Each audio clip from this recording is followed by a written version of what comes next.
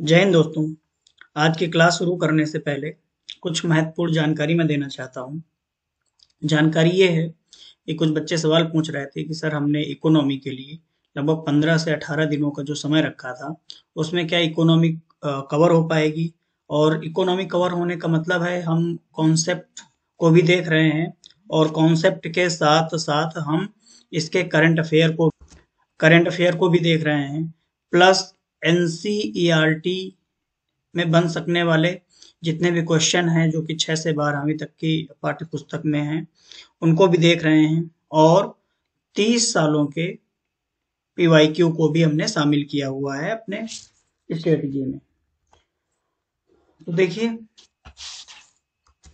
हमारा जो आज क्लास होगी वो बेरोजगारी के ऊपर रहेगी।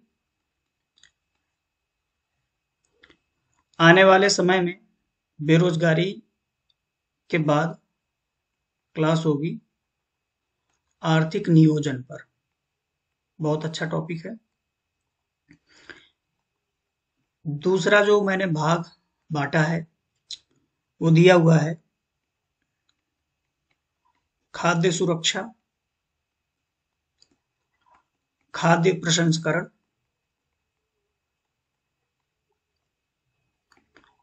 सार्वजनिक वितरण और बफर स्टॉक।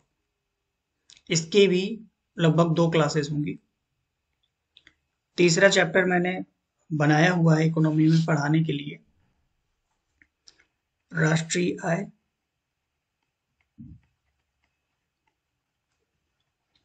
आर्थिक समृद्धि एवं विकास, और इसी के साथ हम लोग मुद्रास्फीति एवं व्यापार चक्र को पढ़ लेंगे। इसकी भी 2 क्लासेस लेंगे। अगला चैप्टर पढ़ने के लिए हमने बनाया हुआ है बैंकिंग और वित्तीय प्रणाली। बैंकिंग और वित्तीय प्रणाली। इसकी प्रयास करूंगा एक क्लास में हो जाए, चूंकि बड़ा चैप्टर है। इसके लिए कम से कम 4 घंटे की क्लास लेनी पड़ेगी। एक क्लास में अगर संभव नहीं होगा तो इसके लिए भी 2 क्लासेस रख लेंगे। हम अभी फिलहाल 2 क्लासेस मानकर चलते हैं।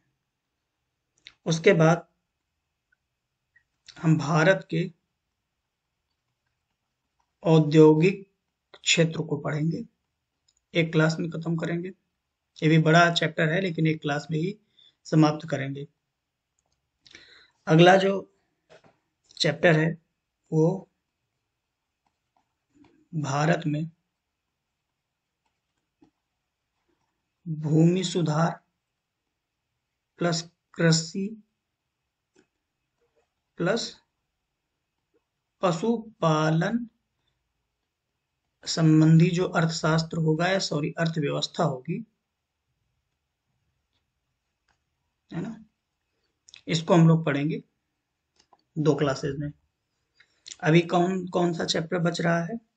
अभी बच रहा है निवेश मॉडल। ठीक है, भारत का क्या निवेश मॉडल है, प्लस भारत का वैदेशिक क्षेत्र,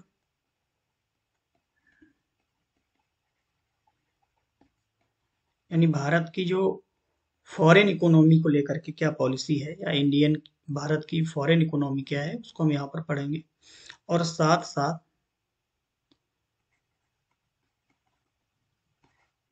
अंतर्राष्ट्रीय अर्थव्यवस्था को प्रभावित करने वाले अंतर्राष्ट्रीय अर्थव्यवस्था से संबंधित जो संगठन है, जिसको अंतर्राष्ट्रीय आर्थिक संगठन के रूप में जानते हैं, उनको पढ़ लेंगे। इसके लिए भी लगभग 2 क्लासेस हैं। अब देखिए, हमने जो ये बंटवारा किया है चैप्टर्स का, कोई भी चैप्टर्स इकोनॉमी का ऐसा नहीं है जो हमने छोड़ा हुआ है। और मेरे पढ़ाने का जो तरीका है वो सिर्फ और सिर्फ चैप्टर को किसी तरह कवर कराना नहीं है, बल्कि मेरा तरीका ये है कि जब आप चैप्टर को पढ़ें तो प्रीलिम्स का भी क्वेश्चन सॉल्व कर पाएं, मेंस का भी क्वेश्चन सॉल्व कर पाएं, और जितने भी चैप्टर्स मैंने देखी 1, 2, 3, 4, 5, 6, 7, लगभग 7 से 8 चैप्टर में पूरी की पूरी इकोनॉमी को बांट दिया है। ऐसे देखेंगे आप तो लगभग आपको कई कई पुस्तकों में 20 चैप्टर, किसी किसी पुस्तक में आपको 20 से ज्यादा चैप्टर मिलेंगे, है ना।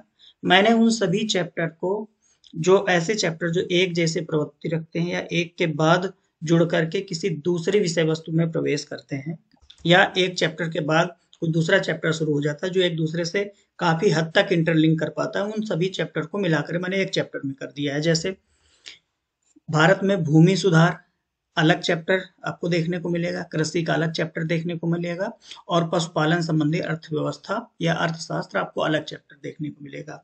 अब चूंकि तीनों की प्रवृत्ति एक है और तीनों को हमें भारत के संदर्भ में पढ़ना है, तो तीनों को मिला करके मैंने एक चैप्टर बना दिया है, और इसमें एक चैप्टर में ही आपके सारे conceptual notes plus current affair के नोट्स को, या करंट अफेयर के जो पॉइंट्स हो सकते हैं, बन सकते हैं, उनको डाल दिया है।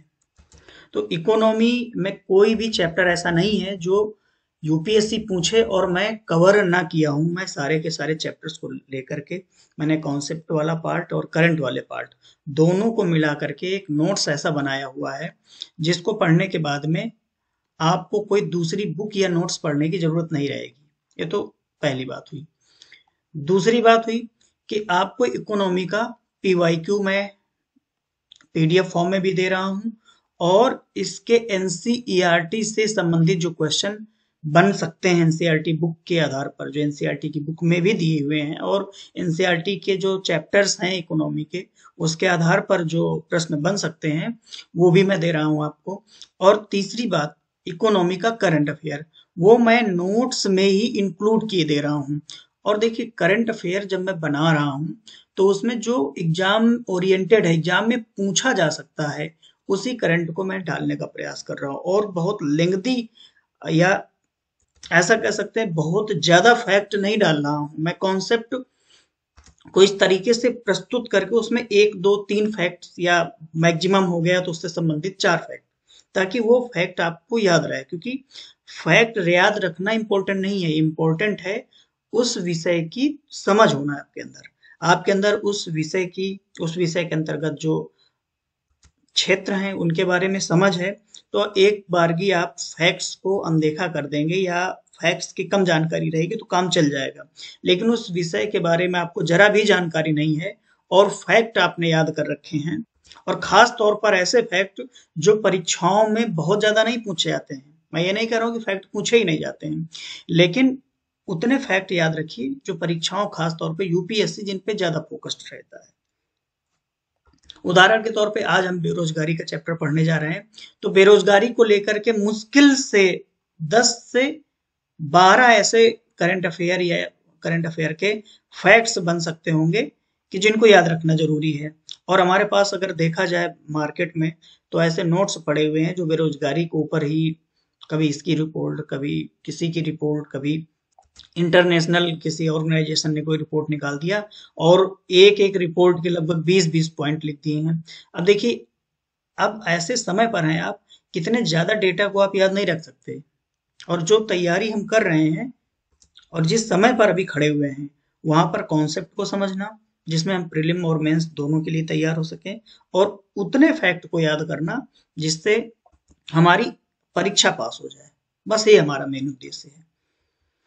तो उम्मीद करता हूं कि आप लोग बहुत घबराएंगे नहीं, और एक धैर्य बना करके साथ में तैयारी करेंगे तो 15 से 18 दिन जब हो जाएंगे, तब आप देखेंगे आपका इकोनॉमी न केवल कॉन्सेप्ट, जो कि प्रीलिम और मेंस दोनों के लिए, ना केवल कॉन्सेप्ट, बल्कि आपका current affair, PYQ plus NCERT के क्वेश्चंस इतने तैयार हो जाएंगे। जब ये तैयार हो जाएंगे उसके बाद आप एनसीईआरटी का कोई भी एक टेस्ट उठाइए, कोई भी टेस्ट उठाइए, और उठा करके उसको लगा करके चेक कर सकते हैं कि आपकी तैयारी कितने स्तर की है।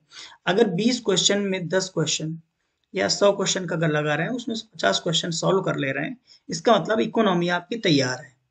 आप तैयार का मतलब ये कभी मत समझिएगा कि इकोनॉमी तैयार होने का मतलब आप 100 क्वेश्चन में 100 सॉल्व कर ले रहे हैं। ये एक तरह से, अगर मेरे शब्दों में कहा जाए तो एक तरह से ये नादानी होगी, क्योंकि पूरे पूरे क्वेश्चन सॉल्व कर पाना ये थोड़ा मुश्किल होता है। और हमें एग्जाम पास करना है, हमें कोई दिखाना नहीं है कि हम बहुत ऐसे व्यक्ति हैं जो एक बार में सब कुछ तैयार कर लेते हैं। कमजोरियां सबके अंदर हैं, मेरे अंदर भी हैं, और तैयारी जो आप लोग कर रहे हैं आप लोगों के अंदर भी होंगी। इतना प्रेशर लेकर मत चलिए कि आप 100 करने के चक्कर में ऐसा डूब जाएं कि आप 5 क्वेश्चन भी ना कर पाए और बाकी सब्जेक्ट भी आपका छूट जाए। ठीक, तो आज का चैप्टर शुरू करते हैं। आज का चैप्टर हमारा बेरोजगारी है। बेरोजगारी है। बेरोजगारी किसको कहते हैं?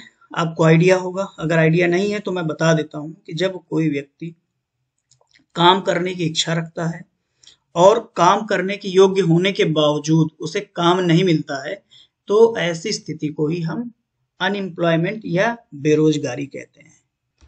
ध्यान दीजिएगा, क्या क्या टर्म आ रहा है कि कोई व्यक्ति काम करने की इच्छा है इसके अंदर, और प्लस काम करने की योग्यता रखता है। अगर ये दोनों चीजें हैं और इसके बाद भी किसी व्यक्ति को कार्य नहीं मिल रहा है, तो ऐसी स्थिति को ही हम बेरोजगारी कहेंगे। सामान्यतः बेरोजगारी दो प्रकार की होती है। कौन कौन सी? एक तो होती है शहरी बेरोजगारी, जो शहरों में देखने को मिलती है, और दूसरी बेरोजगारी ग्रामीण बेरोजगारी है, जो कि ग्रामीण क्षेत्रों में देखने को मिलती है। शहरी बेरोजगारी दो तरह की होती है। कौन कौन सी? एक तो घर्षण बेरोजगारी, दूसरी कौन सी? दूसरी होती है टेक्नोलॉजी की वजह से प्रौद्योगिकीय बेरोजगारी। घर्षण बेरोजगारी का क्या मतलब है सर? घर्षण यानी फ्रिक्शनल अनएम्प्लॉयमेंट। इसका मतलब ये है कि जब लोग एक नौकरी छोड़ करके किसी दूसरी नौकरी में जाते हैं, है ना, एक जॉब से दूसरी जॉब जॉब दूसरी जॉब की तरफ जाते हैं, तो इस दौरान जब रोजगार इनके पास नहीं रहता, तो इनकी इसी कंडीशन को हम बोलते हैं फ्रिक्शनल अनएम्प्लॉयमेंट या घर्षण बेरोजगारी। अब ये क्यों होती है? क्योंकि देखो, जॉब कोई व्यक्ति क्यों छोड़ना चाहेगा? क्योंकि वो अच्छे अवसर यानी अच्छी जॉब की तलाश में होगा, और अच्छी जॉब की तलाश में अगर हो है, तो उसे कुछ और बेहतर स्किल सीखनी पड़ेंगी, है ना। और अच्छी स्किल सीखने के लिए अपनी इस जॉब को छोड़ करके वो स्किल सीखता है, और उस ड्यूरेशन पे वो बेरोजगार रहता है। और जब स्किल सीखने के ड्यूरेशन पे होता है, तो उसी दौरान उसके पास जब काम नहीं होता है, तो इस प्रकार की जो बेरोजगारी पैदा होती है उसे घर्षणात्मक बेरोजगारी या फिर फ्रिक्शनल अनएम्प्लॉयमेंट कहते हैं। और स्किल्ड होने के बाद जब व्यक्ति जॉब पा जाएगा, तो इसकी इस तरह की जो बेरोजगारी है वो समाप्त हो जाएगी। शहरी बेरोजगारी में दूसरी जो बेरोजगारी का प्रकार है वो प्रौद्योगिकी बेरोजगारी है। नाम से ही लग रहा है कि जब टेक्नोलॉजी आएगी तो क्या होगा, लोग बेरोजगार हो जाएंगे। टेक्नोलॉजी के आने से मशीनों से काम होने लगेगा।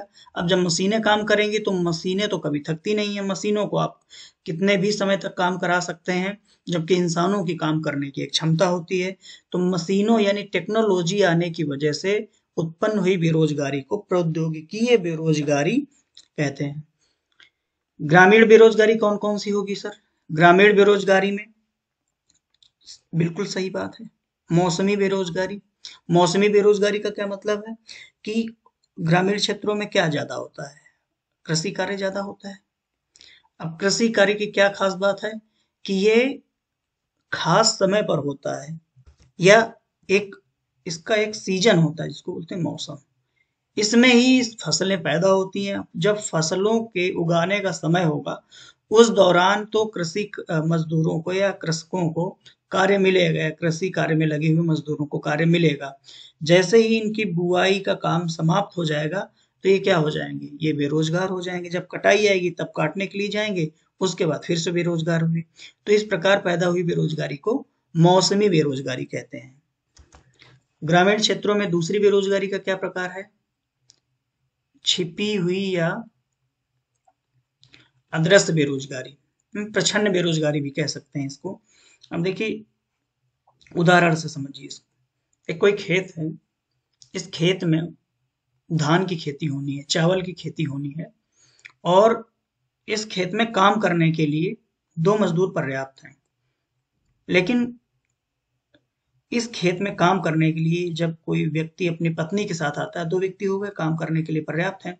लेकिन इनके साथ इनके सगे संबंधी भी 4 ऐसे लोग हैं जो घर पे खाली बैठे हुए थे, वो भी आकर के इनके साथ काम करने में लग जाएँ। तो ऐसे में क्या होगा कि हो सकता है कि काम ज़्यादा जल्दी हो जाएगा, लेकिन क्या इसकी पैदावार में कुछ खास फ़र्क पड़ेगा? बिल्कुल नहीं पड़ेगा। और क्या ये 4 लोग अगर नहीं आते तो धान की जो खेती है वो जितना भी पैदावार हुआ उसमें कोई फ़र्क आता? ये भी नहीं। तो इस प्रकार की बेरोज़गारी कि काम में आवश्यकता से ज़्यादा लोग जब लगे होते हैं तो ऐसा दिखता है कि वो कार्य कर रहे हैं या रोज़गार में लगे हुए हैं, लेकिन उनकी अनुपस्थिति से कार्य की पैदावार पे या कार्य के उत्पादन पे कोई फ़र्क नहीं पड़ता है। तो इस प्रकार जो बेरोज़गारी दिखती है या इस प्रकार की जो बेरोज़गारी देखने को मिलती है, उसे ही हम छिपी हुई या अदृश्य बेरोज़गारी के रूप में पहचानते हैं। अब कुछ बेरोज़गारी ऐसी हैं या बेरोज़गारी के प्रकार ऐसे हैं जो शहरी और ग्रामीण दोनों क्षेत्रों में समान रूप से पाए जाते हैं। तो इसको हमने वर्गीकृत किया हुआ है कि ग्रामीण और शहरी क्षेत्रों में समान रूप से पाए जाने वाली बेरोज़गारी कौन-कौन सी बेरोज़गारी सर है वो? एक है चक्रीय बेरोज़गारी। चक्रीय बेरोज़गारी का क्या अर्थ है? शहरों में कब देखने को मिलती है? शहरों में तब देखने को मिलती है जब आर्थिक मंदी आती है और इस वजह से अपने रोजगार में लगे हुए लोगों को कंपनियां हटा देती हैं, नियोक्त कर्मचारियों की छटनी कर देती है। इस प्रकार जो लोग बेरोजगार होते हैं तो उसे चक्रीय बेरोजगारी कहते हैं। ग्रामीण क्षेत्रों में सर चक्रीय बेरोजगारी कब देखने को मिलती है? अब जब शहरों में हमने देखा मंदी होने की वजह से कर्मचारियों की छटनी हुई थी, है ना? मंदी का प्रभाव सिर्फ शहरों तक रहेगा? नहीं, ग्रामीण क्षेत्र में भी आएगा। जब ग्रामीण क्षेत्र में भी आएगा तो कृषि उत्पादन की मांग कम हो जाएगी। जब कृषि उत्पादनों की मांग कम हो जाएगी तो कृषकों को या फिर मजदूरों को काम नहीं मिलेगा। इस वजह से ग्रामीण क्षेत्र में भी चक्रीय बेरोजगारी देखने को मिलती है, चक्रीय बेरोजगारी उत्पन्न हो जाती है। दूसरी कौन सी बेरोजगारी जो दोनों क्षेत्रों में देखने को मिलती है? ढांचागत या संरचनात्मक बेरोजगारी, जिसको स्ट्रक्चरल बेरोजगारी कहते हैं। वो कब होती है? जब सर देखिए ढांचे का मतलब क्या है कि स्ट्रक्चर बना हुआ है काम करने का, शहर गांव एक स्ट्रक्चर बना हुआ है काम करने का कि एक फैक्ट्री होगी, इस पे कुछ लोग काम करने के लिए जाएंगे, कोई खास सामग्री बन रही होगी और उसका उत्पादन करेंगे। लेकिन जब ये ढांचे में बदलाव आता है, उदाहरण के लिए कि ये फैक्ट्री बिस्किट बनाने वाली फैक्ट्री थी, यहाँ बिस्किट पहले लोग हाथों से बनाते थे, लेकिन एक मशीन आ गई जो बिस्किट ज्यादा तेजी से ज्यादा अच्छे और कंटिन्यू काम कर सकती है ये मशीन। तो फिर यहाँ पर क्या होगा? लोगों को काम से निकाला जाने लगेगा। क्यों? क्योंकि सारा काम तो मशीन ही कर दे रही है, फिर लोगों पे पैसा क्यों खर्च खर्च किया जाए? तो जो संरचना बाजार की बदलने के दौरान या बाजार की संरचना बदलने के कारण जो बेरोजगारी शहरों में देखने को मिलती है उसे शहरीय ढांचागत या संरचनात्मक बेरोजगारी कहा जाता है। अब यही ग्रामीण क्षेत्र में भी होता है कि ग्रामीण क्षेत्र में क्या होता है? हस्तशिल्प वगैरह, हथकरघे, है ना? छोटे छोटे उद्योग ग्रामीण क्षेत्रों में लोग लगाते हैं। यहाँ भी मशीन आ जाती है और मशीन के आ जाने से स्ट्रक्चर बदल जाता है। काम करने का जो ढांचा है, काम करने की जो संरचना है वो बदल जाती है, उत्पादन करने का जो तरीका है वो बदल जाता है, और इस कारण शहरों और गांव में जो भी बेरोजगारी आती है, बेरोजगारी देखने को मिलती है, उसे ढांचागत या संरचनात्मक बेरोजगारी कहते हैं। एक और बेरोजगारी जो दोनों जगह देखने को मिलती है, शिक्षित बेरोजगारी। कई बार कई पुस्तकों में आपने लिखा हुआ देखा होगा कि जब बेरोजगारी का वर्गीकरण करते हैं तो एक तो शहरी बेरोजगारी और दूसरी ग्रामीण बेरोजगारी के रूप में करते हैं, है ना? और शहरी बेरोजगारी में आपको शिक्षित बेरोजगारी लिख देते हैं। ये बहुत पुरानी लगभग 40-50 साल पहले जिन लेखकों ने पुस्तकें लिखी थी वो अपडेट नहीं हुई हैं। लोग वैसे ही लिखते चले आ रहे हैं। अब 40-50 साल पहले मैंने क्यों शब्द प्रयोग किया, क्योंकि 40-50 साल पहले ग्रामीण क्षेत्र में उतने शिक्षित नहीं होते थे जितने शहरी क्षेत्रों में होते थे। तो शहरी क्षेत्रों में शिक्षित लोगों को काम नहीं मिल पाता था, तो उसे वर्गीकृत कर दिया था शास्त्रियों ने कि शहरी क्षेत्रों में एक बेरोजगारी का प्रकार शिक्षित बेरोजगारी है।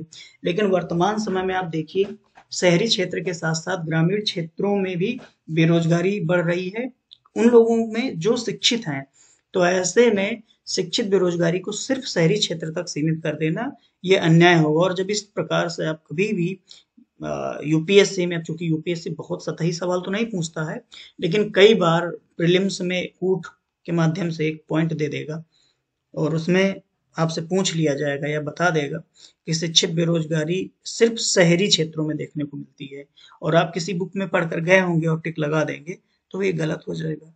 ऐसे ही यूपी पीजीएस में वो तो सीधे सीधे सवाल पूछता है मेंस में कि बेरोजगारी के को वर्गीकृत, बेरोजगारी का वर्णन करते हुए उसके प्रकारों को वर्गीकृत कीजिए और उसके भारत में समस्याएं और उसके प्रभाव को और उसके बेरोजगारी को दूर करने के सुझाव और उसके लिए चलाई गई योजनाओं को बताइए।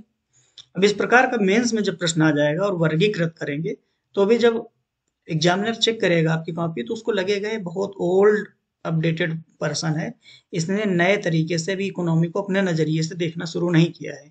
और जब भी हम यूपीएससी या सिविल सेवा की तैयारी करते हैं तो जो कॉपी जांचने वाले लोग हैं उनको ऐसे लोग चाहिए जो लकीर के फकीर न बन करके अपने नजरिए से देखना चीजों को शुरू कर रहे हों, जो अपने नजरिए से देखना ज्यादा पसंद करते हो, बशर्ते इस चीज के कि जो किताबों में लिखा है वही ही सही है। किताबों में निसंदेह जो बात लिखी गई है वो किसी रिसर्च पे आधारित होगी, लेकिन कुछ कॉन्सेप्ट ऐसे होते हैं जो समय के साथ बदलते रहते हैं। और किताबों में, चूंकि किताबें जो आजकल छाप करके बेच रहे हैं या छप करके आ रही हैं, उनका उद्देश्य ज्ञान फैलाना नहीं बल्कि लाभ कमाना है। तो उन्हें इससे मतलब नहीं है कि आप अपडेट हो पाएंगे या नहीं, और इसका खामियाजा आपको भुगतना पड़ता है आपकी परीक्षाओं में।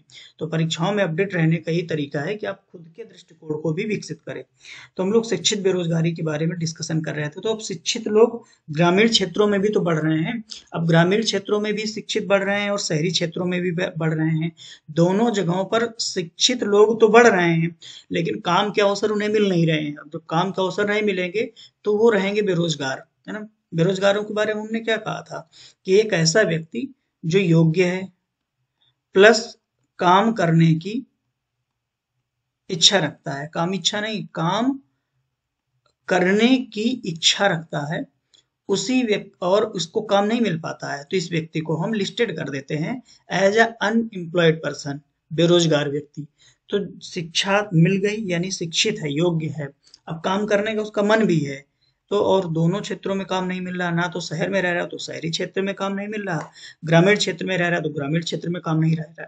तो इस प्रकार की शिक्षित बेरोजगारी शहरी और ग्रामीण क्षेत्र दोनों क्षेत्रों में समान रूप से देखने को मिलती है। यानी ग्रामीण क्षेत्रों में भी बेरोजगारी पाई जाती है और शहरी क्षेत्रों में पाई जाती है। अब इसकी दर अलग अलग हो सकती है कि कितने परसेंट शहरों में बेरोजगार हैं और कितने प्रतिशत ग्रामीण क्षेत्रों में बेरोजगार है, ठीक है, लेकिन ये बेरोजगारी देखने को दोनों ही क्षेत्रों में मिलती है। अब देखिए, इसके साथ साथ एक और टर्म आता है। एक मैं सवाल पूछता हूं आपसे, कोई व्यक्ति अगर, पॉइंट नंबर 1 है, कोई व्यक्ति काम करने की इच्छा रखता है और उसे काम करने की योग्य माना जाता है या काम करने की योग्यता रखता है, अगर इसे काम नहीं मिलता है तो इसे बोलते हैं बेरोजगार। गॉट इट, ठीक। दूसरा पॉइंट, अगर इसी व्यक्ति को कार्य मिल जाए, क्या है, कार्य मिल जाए, और ये व्यक्ति काम करना चाहता हो दिन में 8 घंटे, लेकिन इसको कार्य मिले सिर्फ 4 घंटे का। दूसरा पॉइंट हो गया, याद रखिएगा। तीसरा पॉइंट है कि कोई व्यक्ति ऐसा है जिसने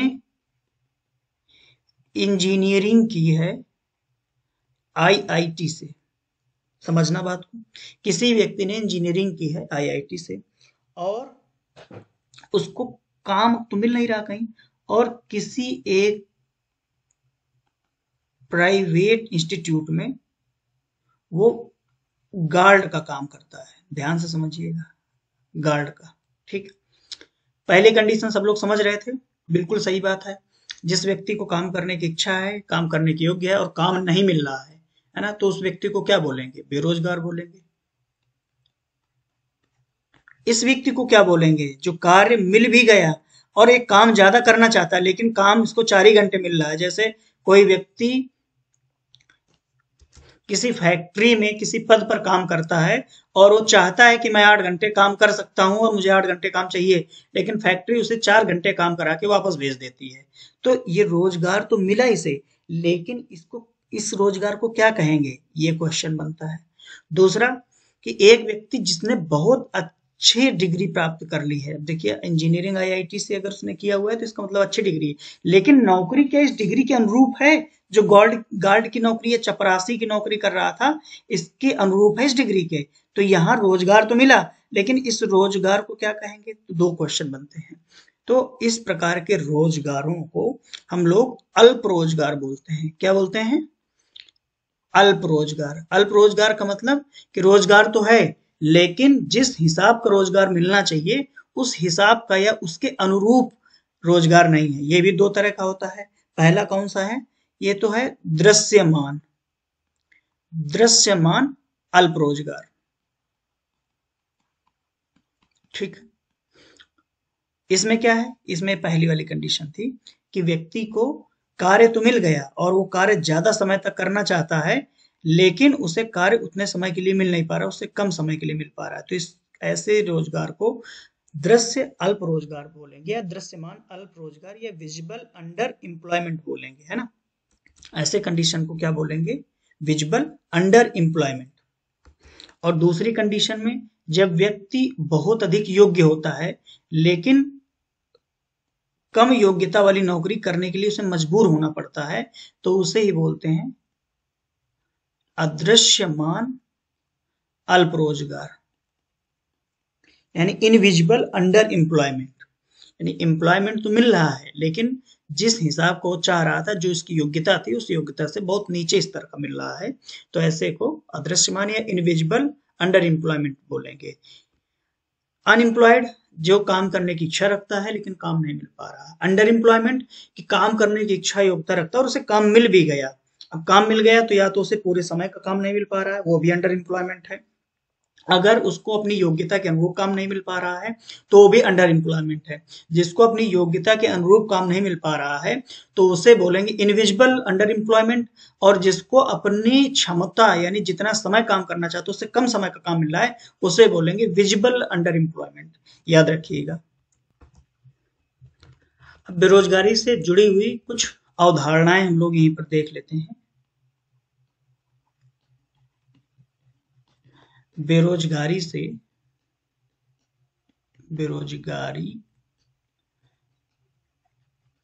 जुड़ी हुई कुछ अवधारणाएं देख लेते हैं।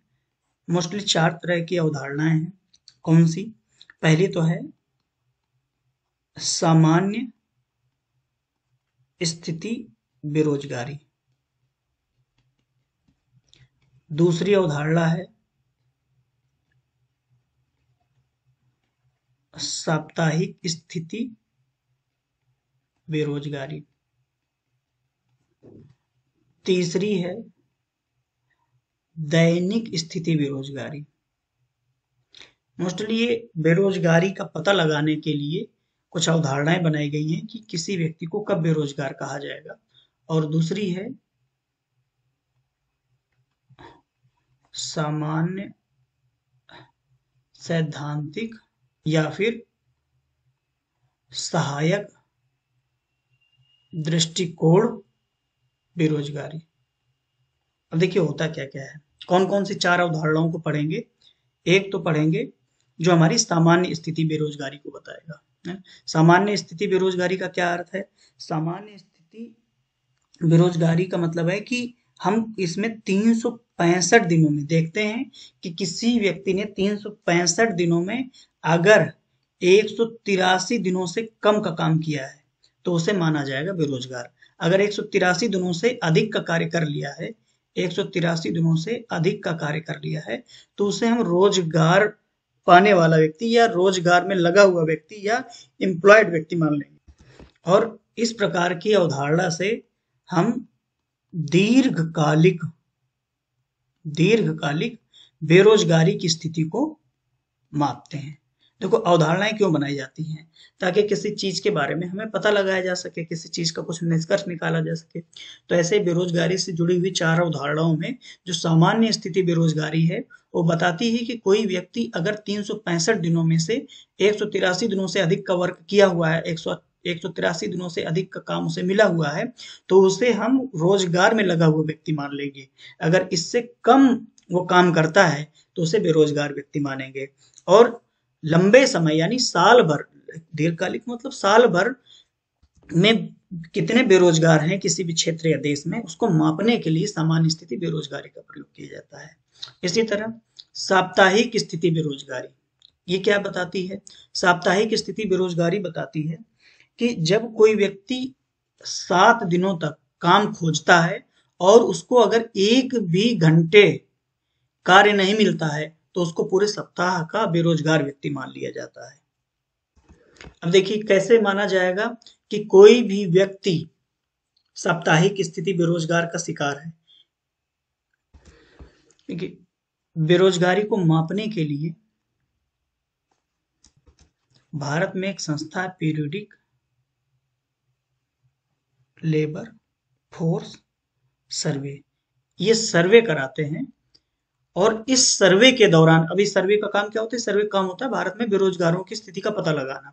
इनके सर्वे के दौरान अगर कोई व्यक्ति पिछले 7 दिनों में से, अब देखिएगा, बहुत ध्यान से देखिएगा, कि 7 दिनों में एक भी घंटे काम नहीं किया है तो ये अपने लिस्ट में से लिख लेंगे अनएम्प्लॉयड, यानी बेरोजगार लिख लेंगे। अब यहाँ पर एक सवाल दिमाग पे आ रहा होगा कि सर, अगर इनके सर्वे होने के बाद, है ना, इसको घंटे छोड़िए, इसको पूरा काम मिल जाता है, और दूसरा कि ये इस हफ्ते ही काम पे ना गया हो, इससे पहले काम पे लगा रहा हो और उसे पूरे समय का काम मिलता रहा हो, तब क्या होगा? बिल्कुल जेन्युइन सवाल है और इस पे हम आगे डिस्कस भी करेंगे। तो यहाँ पर अभी ये समझिए कि साप्ताहिक स्थिति बेरोजगारी होती क्या है। साप्ताहिक स्थिति बेरोजगारी ये होती है कि जब कोई व्यक्ति PLFS के सर्वे के ड्यूरेशन पे 7 दिनों में एक भी घंटा अगर काम नहीं किया होता है तो उसे साप्ताहिक स्थिति बेरोजगार के रूप में मान लिया जाता है और लिस्ट कर दिया जाता है। लेकिन कई बार इसका डेटा गड़बड़ हो जाता है, जो प्रश्न अभी बन रहा था ना, जिस पे हम लोग आगे अभी डिस्कस करेंगे इसी लेक्चर में। तो डेटा कई बार इस नाते कि कोई व्यक्ति अगर 7 दिनों में जब सर्वेक्षण हो रहा था तब काम पे नहीं गया, बाकी समय काम पे पहले और बाद में जाता रहेगा, तब क्या होगा? ये तो देखेंगे ही आगे। तो साप्ताहिक स्थिति बेरोजगारी का मतलब 7 दिनों में एक भी घंटा काम नहीं दिया है। दैनिक स्थिति बेरोजगारी का क्या अर्थ है? दैनिक स्थिति बेरोजगारी का मतलब है, ये भी यही PLFS सर्वे कराता है कि कोई व्यक्ति जिस दिन सर्वे हो रहा था, अगर उस दिन वो व्यक्ति काम पे नहीं गया या काम नहीं मिला तो उसे दैनिक स्थिति के आधार पर बेरोजगार मान लिया जाएगा। इसमें भी वही चुनौती है कि अगर वो केवल उसी दिन ना गया हो और उसने झूठ बोल दिया कि सर मुझे तो काम मिला ही नहीं है कहीं। क्योंकि कई बार क्या होता है, जब सरकारी संस्थाएं बेरोजगारी को लेकर सर्वे कराती हैं तो लोग जो अंडर एम्प्लॉयड होते हैं वो एक अच्छे रोजगार की तलाश में या अच्छे अवसरों की तलाश में जो झूठ बोल देते हैं, इस उम्मीद से कि हो सकता है कि ये संस्था उनको उनकी योग्यता के अनुसार रोजगार देने में मदद करे। तो वो झूठ बोल देते हैं कि सर हम तो कोई रोजगार ही नहीं कर रहे हैं और मेरे पास फला फला डिग्री है। तो इस प्रकार इस सर्वेक्षण में दैनिक स्थिति अगर पूछी जाती है डेली बेसिस पे कि कोई व्यक्ति एक दिन में क्या काम पर गया है सर्वेक्षण के दिन, अगर कोई बोलता है कि हाँ सर मैं तो काम पे ही हूँ, तो उसे रोजगार मान लिया जाता है। भले ही वो व्यक्ति कभी काम न करता हो और एक दिन काम करने के लिए चला गया कहीं पर और उस व्यक्ति से सर्वेक्षण में पूछ लिया गया कि आपने क्या काम कर रहे हैं कहीं, और उस व्यक्ति ने बोल दिया कि हाँ सर मैं यही काम करता हूँ, तो उसे रोजगार मान लिया जाएगा। और कोई व्यक्ति हमेशा काम करता हो, सिर्फ उसी दिन न गया हो और उससे पूछा जाए क्या काम कर रहे हो आप, तो बोले नहीं मैं तो आज कोई काम नहीं कर रहा हूँ, तो उसे दैनिक स्थिति पर बेरोजगार मान लिया जाएगा। ठीक, अभी सिर्फ इतना समझिए। फिर सहायक दृष्टिकोण क्या कहता है सर? सहायक स्थिति दृष्टिकोण या जिसको सामान्य सैद्धांतिक दृष्टिकोण भी कहते हैं, वो ये कहता है, सबसे अच्छा ये कहता है कि 365 दिनों में, बिल्कुल सीधी सीधी सी बात करता है कि 365 दिनों में कोई व्यक्ति अगर 30 या इससे ज्यादा है ना 30 डेज प्लस दिनों में आर्थिक गतिविधियों में अगर लगा रहता है तो उसे हम रोजगार में लगा हुआ व्यक्ति या रोजगार प्राप्त व्यक्ति मान लेते हैं। कौन कौन से उदाहरण हमने देखी? एक तो है सामान्य स्थिति बेरोजगारी। इस अवधारणा में के अंतर्गत क्या देखने को हमें मिला कि कोई व्यक्ति अगर एक वर्ष में 183 दिनों से अधिक कार्य करता है तो उसे रोजगार में लगा हुआ व्यक्ति माना जाता है और ये दीर्घकालिक बेरोजगारी मापने का एक पैमाना है। दूसरा साप्ताहिक स्थिति बेरोजगारी क्या कहती है सर? कोई व्यक्ति पिछले 7 दिनों में है ना एक भी घंटा, जब आपका सर्वेक्षण हो रहा था उस सर्वे में कोई भी व्यक्ति 7 दिनों में से एक भी घंटा अगर काम नहीं किया तो उसे बेरोजगार मान लिया जाएगा और अगर वो व्यक्ति एक भी दिन काम किया उस हफ्ते में तो उसे रोजगार वाला व्यक्ति मान लिया जाएगा। दैनिक स्थिति क्या कहती है?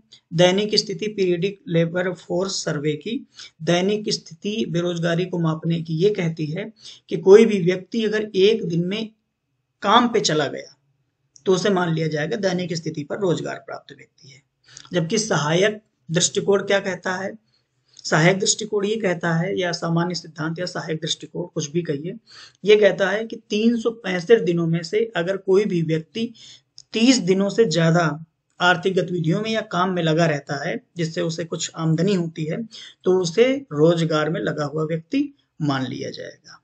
ठीक है, ये चारों अवधारणाओं को आप याद रखिएगा और इनमें से जो हम PLFS में देख रहे थे क्या क्या दिक्कतें हैं, जब PLFS को अभी पढ़ेंगे तब हम उन चुनौतियों के बारे में चर्चा करेंगे। ठीक है, अब देखिए बेरोजगारी को लेकर के कुछ अर्थशास्त्रियों ने अपनी थ्योरीज दी हैं, तो कुछ इंपॉर्टेंट थ्योरी को देख लेते हैं। पहली थ्योरी क्या है? केनेशियन का सिद्धांत है, ये केनेशियन थ्योरी, केनेशियन सिद्धांत। केनेशियन सिद्धांत क्या कहता है? केनेशियन सिद्धांत कहता है कि आर्थिक मंदी के दौरान उत्पादन कम हो जाता है और इसी नाते रोजगार कम हो जाता है और बेरोजगारी बढ़ जाती है। क्या कहते हैं? ये मंदी को क्या मानते हैं? जिम्मेदार मानते हैं बेरोजगारी को। मंदी बढ़ती है, इस वजह से क्या होता है? आर्थिक गतिविधियां कम होती हैं और आर्थिक गतिविधियां कम होती हैं तो क्या होती है? बेरोजगारी बढ़ जाती है। क्या उपाय देते हैं सर? ये उपाय देते हैं कि सरकार निवेश करे। क्या करे? सरकार निवेश करे और खर्च बढ़ाए। सरकार एक तो निवेश लेके आए और दूसरा सरकारी खर्च बढ़ाए। ये बढ़ाएगी तो आर्थिक गतिविधियां बढ़ेंगी, आर्थिक गतिविधियां बढ़ेंगी तो मंदी खत्म होगी और जब मंदी खत्म होगी तो बेरोजगारी वैसे भी खत्म हो जाएगी और आर्थिक गतिविधियां जब बढ़ेंगी तो आर्थिक गतिविधियां बढ़ाने के लिए लोगों की जरूरत पड़ेगी, तो उन्हीं लोगों को जब काम पे रखा जाएगा तो बेरोजगारी को समाप्त किया जा सकता है। ये था केनेशियन का सिद्धांत। दूसरा क्या सिद्धांत सर? ये नियो क्लासिकल थ्योरी है। नियो क्लासिकल थ्योरी में कुछ अर्थशास्त्री शामिल हैं और इन सभी का सम्मिलित रूप से मानना ये है नियो क्लासिकल या नवशास्त्रीय सिद्धांत। ये सिद्धांत कहता है कि मजदूरी की जो दरें हैं ना वो लचीली नहीं है, फ्लेक्सिबल नहीं है, यानी कि इतनी र्यूड हैं, इतनी कम हैं कि लोग उस मजदूरी की दर पर काम करने के लिए तैयार नहीं होते हैं। और कई मामलों में ये सही भी है कि मजदूरी उपलब्ध तो है, काम उपलब्ध तो है, लेकिन दरें इतनी ज्यादा कम हैं कि लोग हताश हो जाते हैं और उस दर पर काम करने के लिए तैयार नहीं होते हैं। तो ये सिद्धांत हमें बताता है कि मजदूरी की दरें फ्लेक्सिबल ना होने से, लचीली ना होने से, या कह सकते हैं इतनी कम होती हैं कि व्यक्ति रोजगार में आना नहीं चाहता और इस वजह से बेरोजगारी बढ़ जाती है। तीसरी क्या थ्योरी है? इसको हम स्ट्रक्चरल अनएम्प्लॉयमेंट थ्योरी या ढांचागत बेरोजगारी सिद्धांत कहते हैं। ये ढांचागत लिख देता हूं पहले, ढांचागत या स्ट्रक्चरल अनएम्प्लॉयमेंट थ्योरी ये क्या कहती है सर?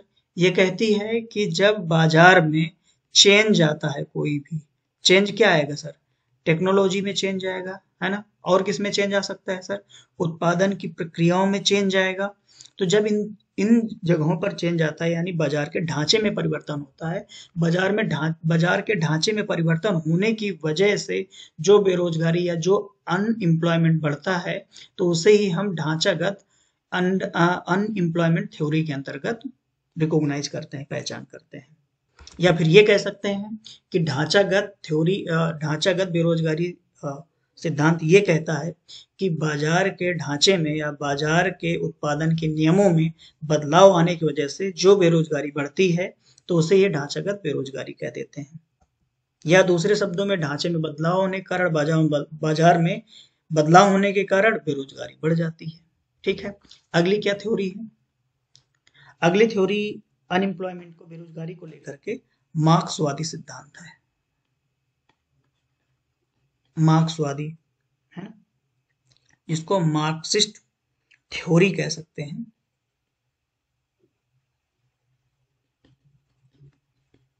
मार्क्सिस्ट थ्योरी क्या कहती है सर?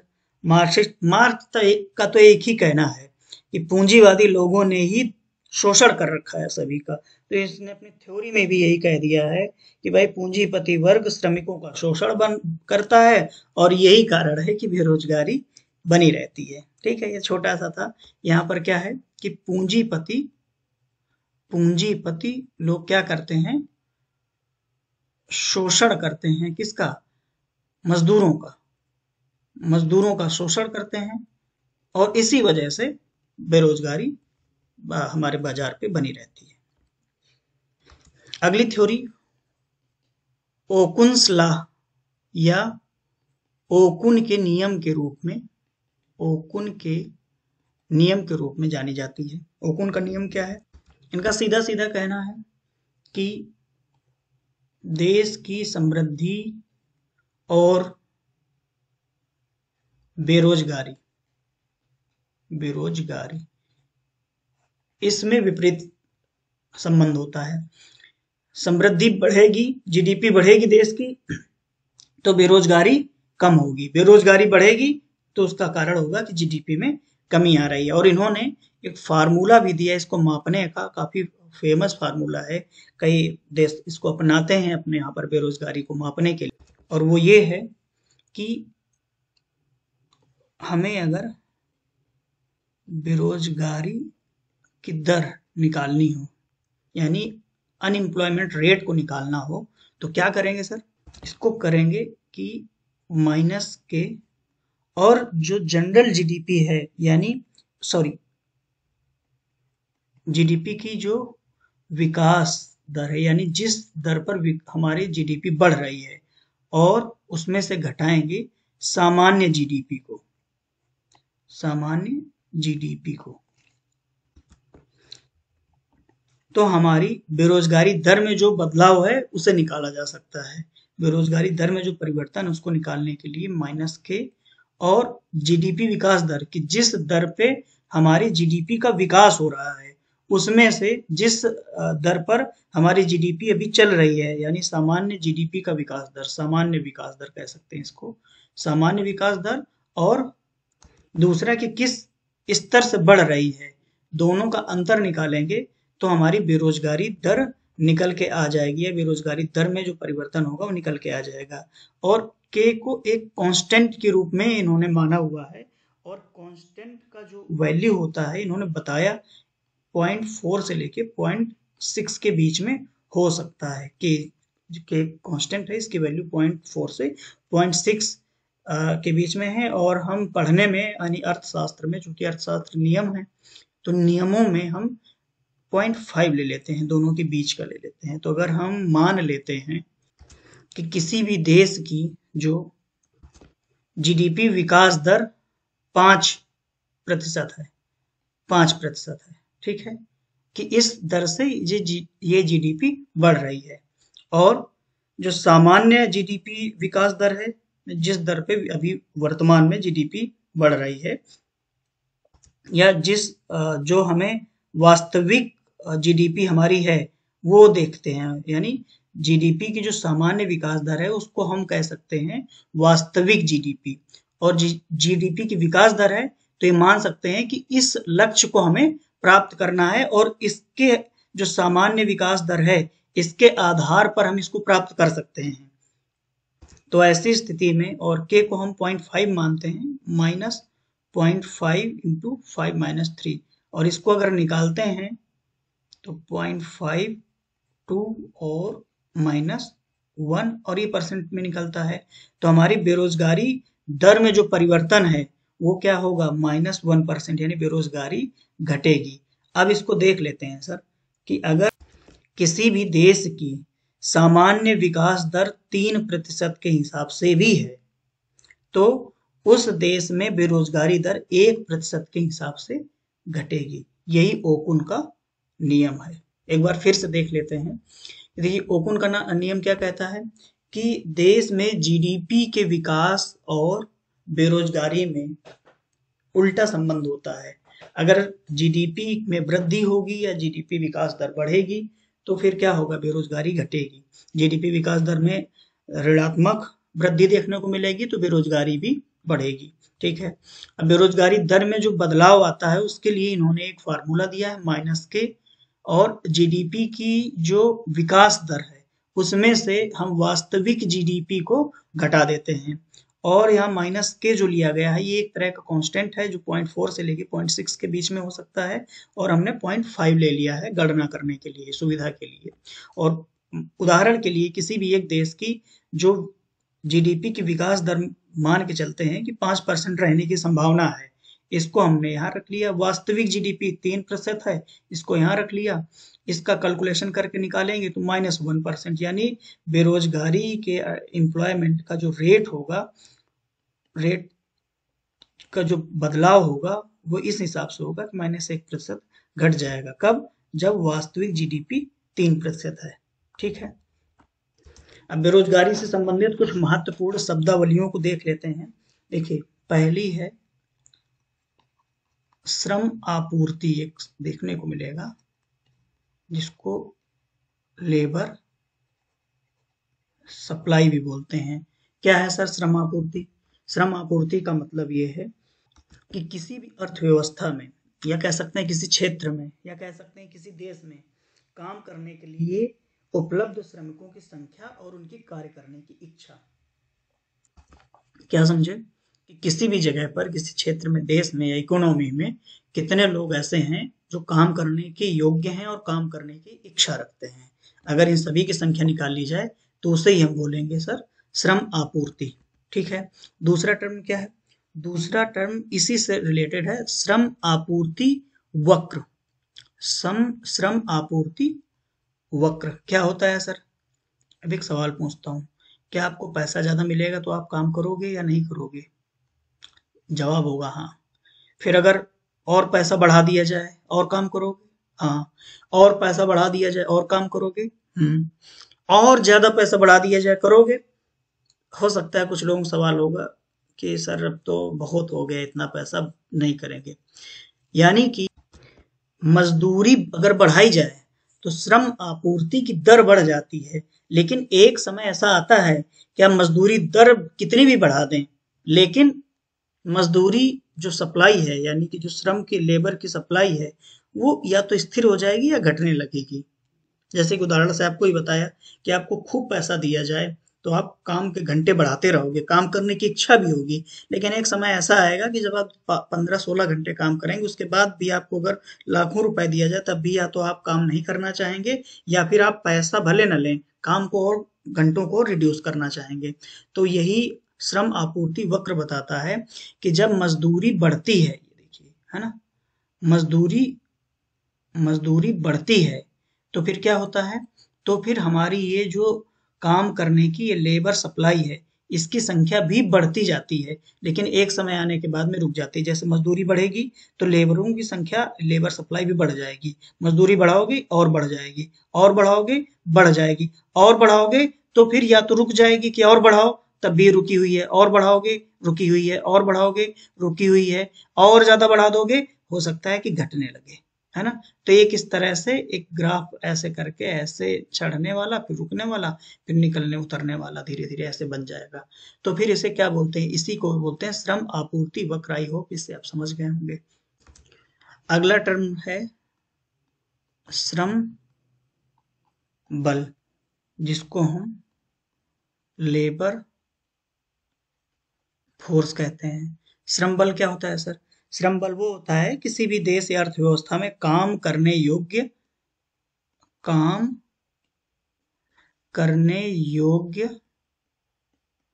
आबादी का वो हिस्सा जो या तो वर्तमान में कार्य कर रहा है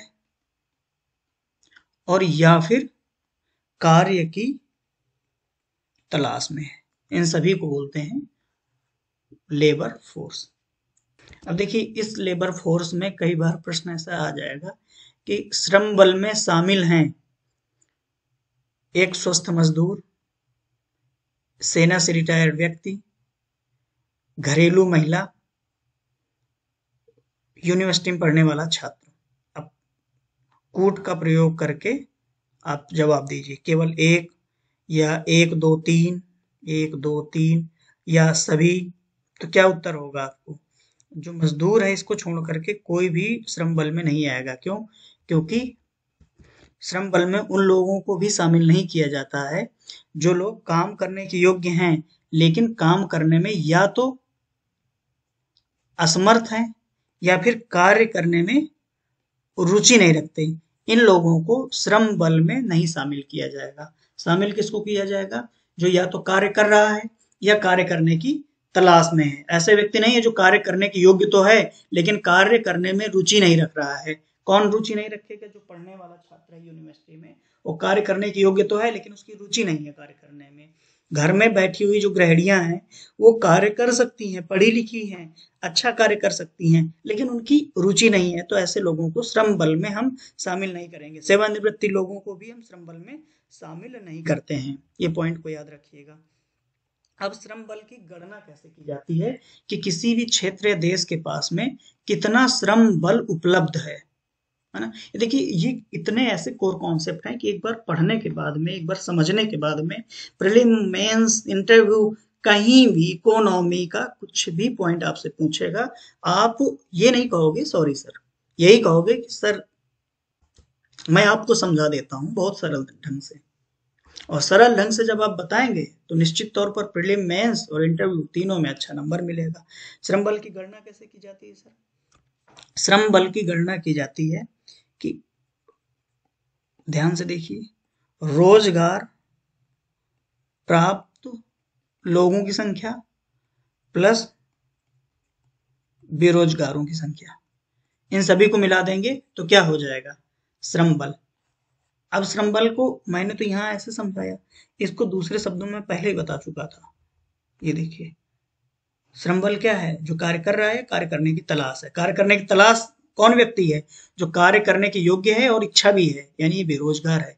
कार्य कर रहा है रोजगार वाला व्यक्ति, यही तो नीचे बताया गया, रोजगार प्राप्त व्यक्ति और बेरोजगार जो व्यक्ति हैं उनकी संख्या। ठीक है। फिर श्रम बल भागीदारी दर किसे कहते हैं? श्रम बल भागीदारी दर, यानी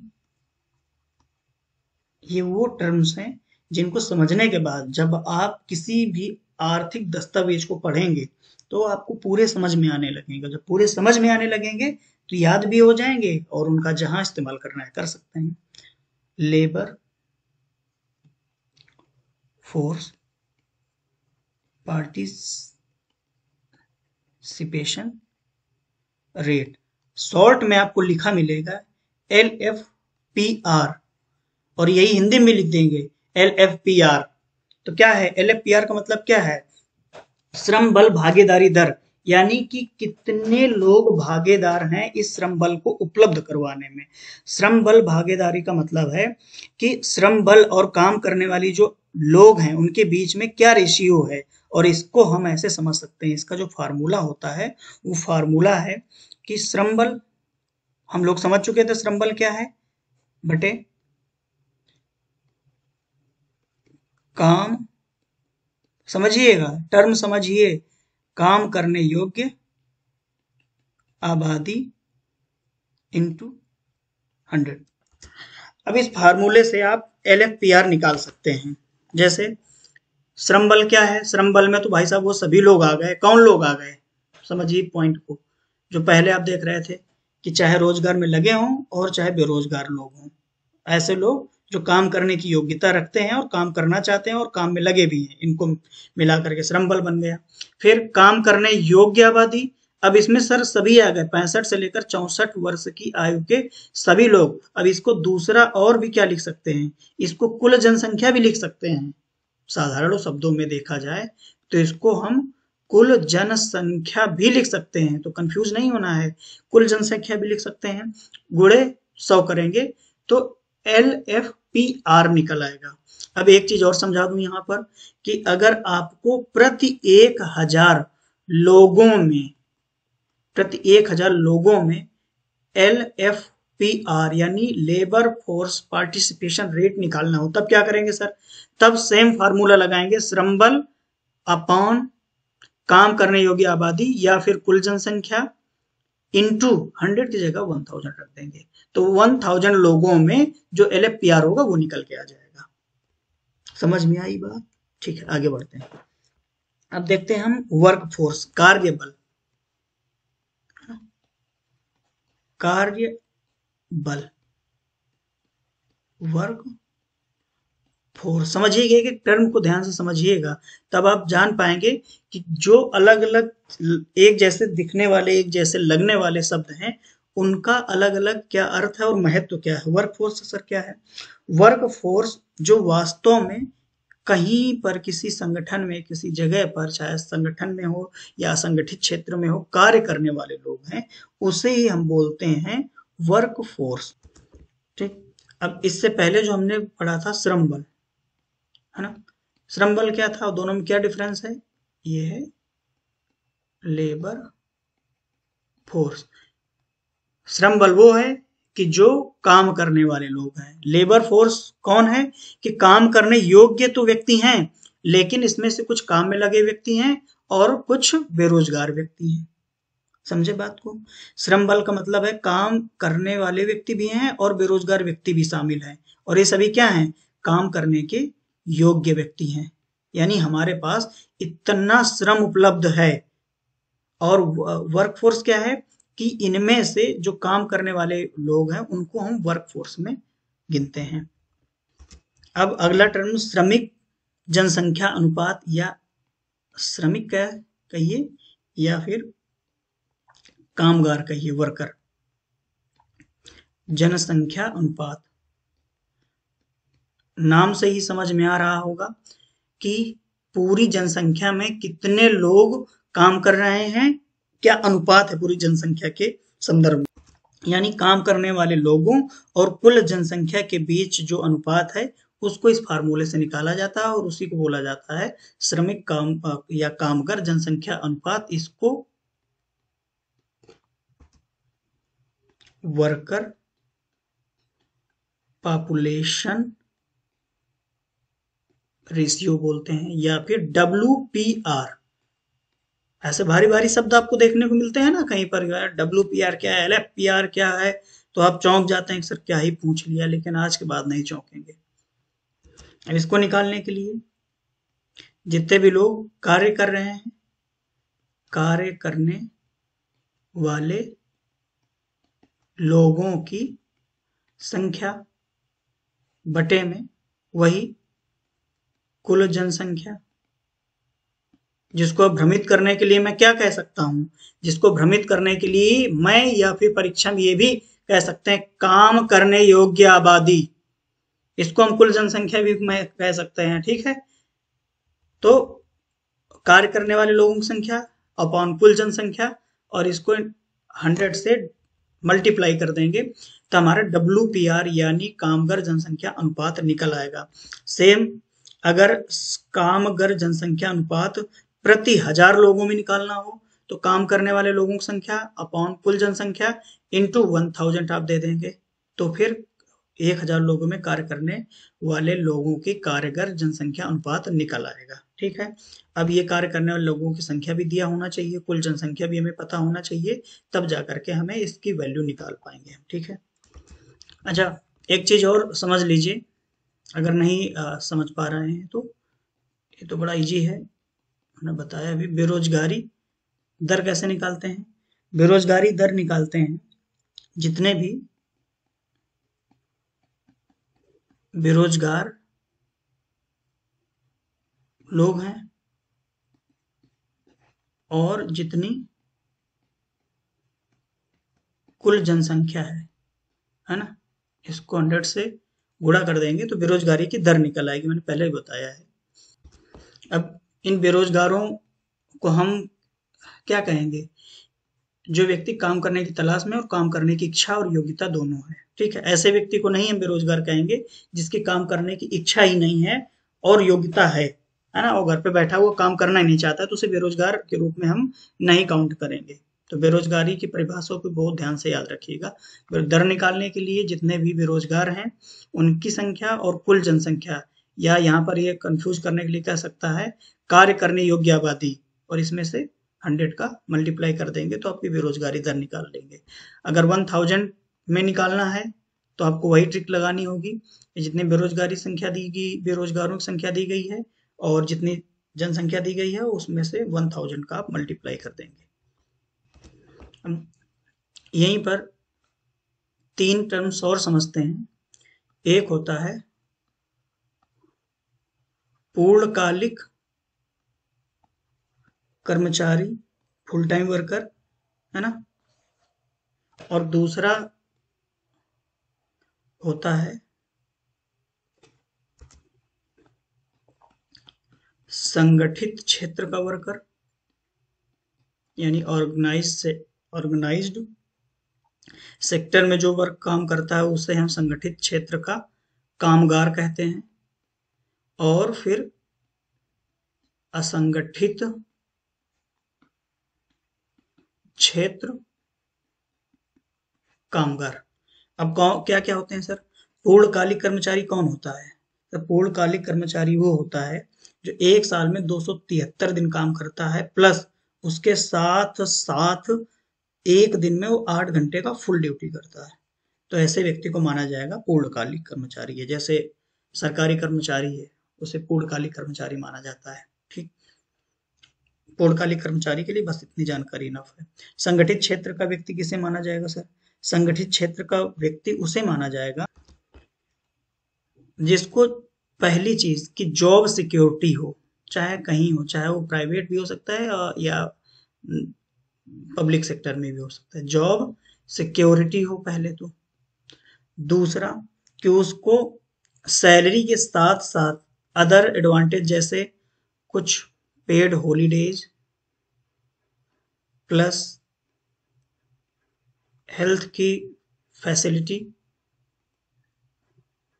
बीमा, ग्रेचुइटी, ये चीजें अगर मिल रही हैं और ऐसे क्षेत्र में काम कर रहा है वो व्यक्ति, तो उसे बोलेंगे संगठित क्षेत्र का व्यक्ति, ठीक है। कौन व्यक्ति होगा संगठित क्षेत्र में काम करने वाला व्यक्ति या संगठित कामगार, संगठित क्षेत्र वर्कर कौन होगा? जिस व्यक्ति को जॉब सिक्योरिटी हो, उसे ये ना हो कि आज मैंने काम तो कर लिया कल फिर खोजना पड़ेगा मुझे। दूसरा कि उसे सैलरी के साथ साथ कुछ हॉलीडेज, स्वास्थ्य सुविधाएं, बीमा और ग्रेचुइटी जैसी चीजें भी मिलती हैं, कई मामलों में पेंशन भी होती है।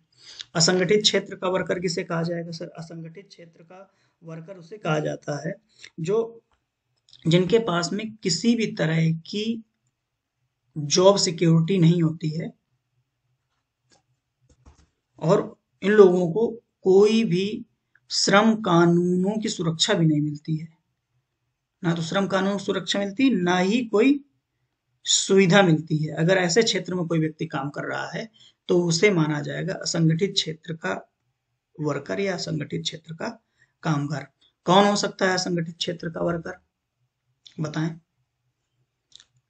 रिक्शा चलाने वाला, रिक्शा चलाने वाला, ठीक है, बिल्कुल सही बात है। रिक्शा चलाने वाला असंगठित क्षेत्र का कर्मचारी हो सकता है। और कौन हो सकता है?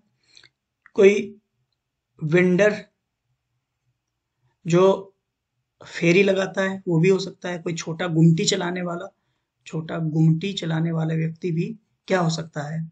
असंगठित क्षेत्र का वर्कर हो सकता है। कोई छोटा, आप एक एग्जांपल दे रहा हूँ, कोई एक वर्कर है जो मोमबत्ती बनाता है, मोमबत्ती और या फिर अगरबत्ती बनाता है, अपने घर में कुछ सामान खरीदता है, उससे बनाता है, फिर बाजार में जाके बेच जाता है, क्या वो संगठित क्षेत्र का वर्कर है या फिर असंगठित क्षेत्र का? अगर जिन जो लोग कह रहे हैं संगठित क्षेत्र का वर्कर है, तो वो सही कह रहे हैं। क्यों? क्योंकि इसके पास कोई जॉब सिक्योरिटी नहीं है, कोई भी ऐसी सुविधाएं नहीं है, और इसको किसी भी प्रकार के श्रम कानूनों का लाभ नहीं मिल पा रहा है। अब श्रम कानूनों का लाभ कैसे मिलेगा? जब वो व्यक्ति किसी संस्थान में काम करेगा तब मिलेगा ना, कैसे ही मिल जाएगा? तो अगर व्यक्ति कहीं किसी संस्थान में काम करता है जहां पर उसे श्रम कानूनों का संरक्षण है, हॉलीडेज है, जॉब सिक्योरिटी है, कुछ अदर एडवांटेज हैं, तो उसे संगठित क्षेत्र का, अदरवाइज असंगठित क्षेत्र का। संगठित क्षेत्र में भी अगर उसे 273 दिन से ज्यादा की जॉब प्लस 8 आवर्स डेली का काम मिलता है तो उसे पूर्णकालिक यानी फुल टाइम वर्कर माना जाएगा, याद रखिएगा। अब जब हम साप्ताहिक बेरोजगारी स्थिति को पढ़ रहे थे तो एक टर्म आया था हमारे पास में, क्या आया था? पीरियडिक लेबर फोर्स सर्वे, है ना? क्या कहेंगे इसको? आवधिक श्रम बल सर्वेक्षण, यही था ना? सर्वे करवा रहा था, सर्वे करवाने के बाद कह रहा था 7 दिनों में से अगर एक भी घंटे काम मिलेगा तो आप रोजगार हो, अन्यथा आप बेरोजगार हो। ऐसी कुछ बहकी बहकी बातें कर रहा था, है ना? तो देखिए, ये इसके बेरोजगारी को मापने का एक तरीका है जो कि कई अर्थशास्त्रियों ने, बल्कि मुझे भी उतना सही नहीं लगता है कि अगर सर्वेक्षण के दौरान कोई व्यक्ति 1 घंटे काम कर रहा है हफ्ते में तो उसे आप बेरोजगार वाला व्यक्ति मान लो और आप अपनी लिस्ट जारी कर दो, साप्ताहिक रोजगार या साप्ताहिक बेरोजगारों की लिस्ट, तो वो उचित नहीं है ना? लेकिन जब हमारे पास कोई दूसरा ऐसा तरीका है क्या जिससे हम माप सके बेरोजगारों की स्थिति को साप्ताहिक स्थिति पर? नहीं है। तो फिर ये जो तरीके अपना रहा है उसी को ही मान के हमें आगे बढ़ना पड़ेगा। तो ऐसी भी कोई हंसने वाली बात नहीं है, इसने बहुत गलत काम कर दिया। अब ये क्या काम करता है इसको हम यहाँ पे पढ़ेंगे। इसका वर्क जैसे नाम से ही लग रहा है, इसका वर्क है क्या करना? ये बेरोजगारी से संबंधित डेटा इकट्ठा करने का काम करता है, और इस डेटा को इकट्ठा करने में ये एनएसएसओ की मदद लेता है। क्या है ये NSSO? National sample survey office, ना बदल के ऑफिस कर दिया गया है ऑर्गेनाइजेशन की जगह, है ना? क्या हुआ? राष्ट्रीय नमूना सर्वेक्षण कार्यालय। नमूना को देखिए, नमूना को, सैंपल को प्रतिदर्श भी बोलते हैं, है ना? तो कहीं कहीं आ जाएगा राष्ट्रीय प्रतिदर्श सर्वेक्षण कार्यालय, तो कंफ्यूज मत होना।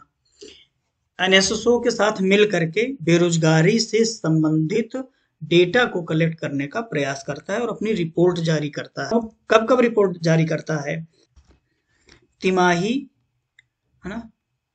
तिमाही और वार्षिक आधार पे ये डेटा को जारी करने का कार्य करता है, जिनमें से तिमाही सर्वे करता है सिर्फ शहरी क्षेत्र में, है ना? सिर्फ शहरी क्षेत्र में।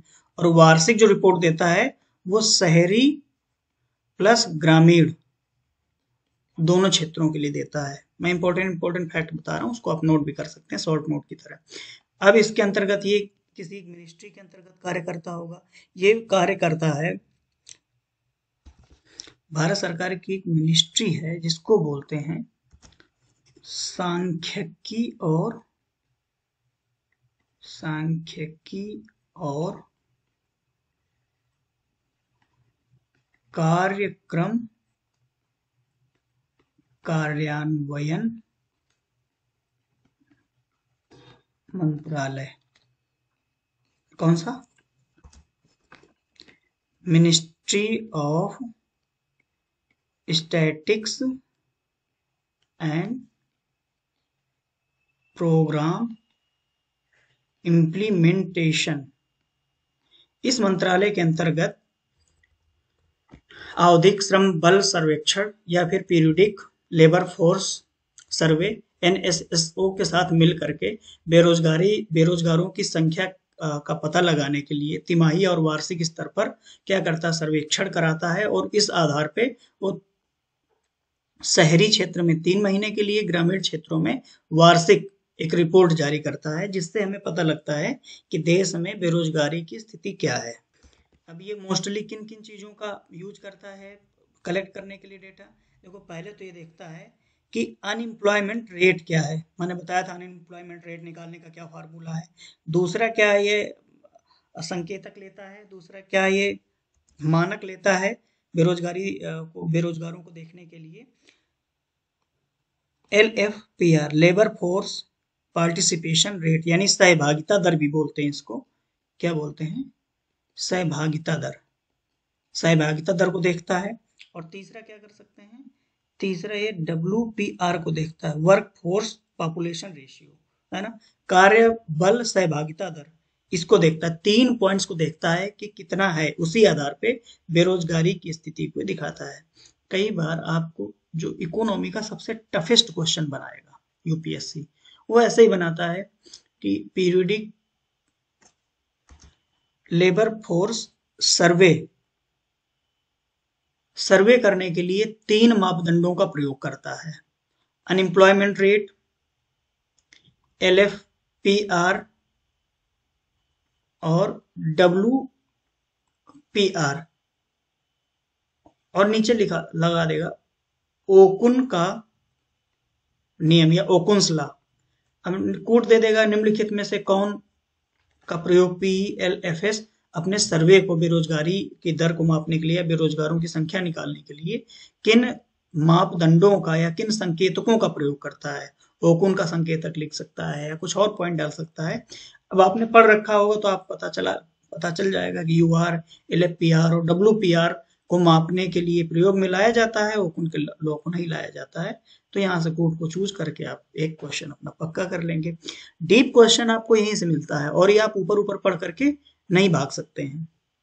ऊपर ऊपर पढ़ के भागेंगे तो ये तो रहेगा कि हमने पढ़ा है, लेकिन उसका कोई ऐसा परिणाम नहीं निकल के आएगा जो आपको सिलेक्शन दिला सके। तो सिलेक्शन अगर लेना है तो आपको ढंग से पढ़ना होगा और मेंस के लिए पढ़ना होगा। जब मेंस के लिए पढ़ेंगे तभी जाकर के प्रीलिम्स आपका हो पाएगा, अन्यथा नहीं हो पाएगा। चाहे तो पढ़ के आप देख लेना, मेरी इस बात को याद जरूर रखना, मेंस के लिए पढ़ेंगे तभी प्रीलिम्स का होगा, अन्यथा प्रीलिम्स का नहीं होगा।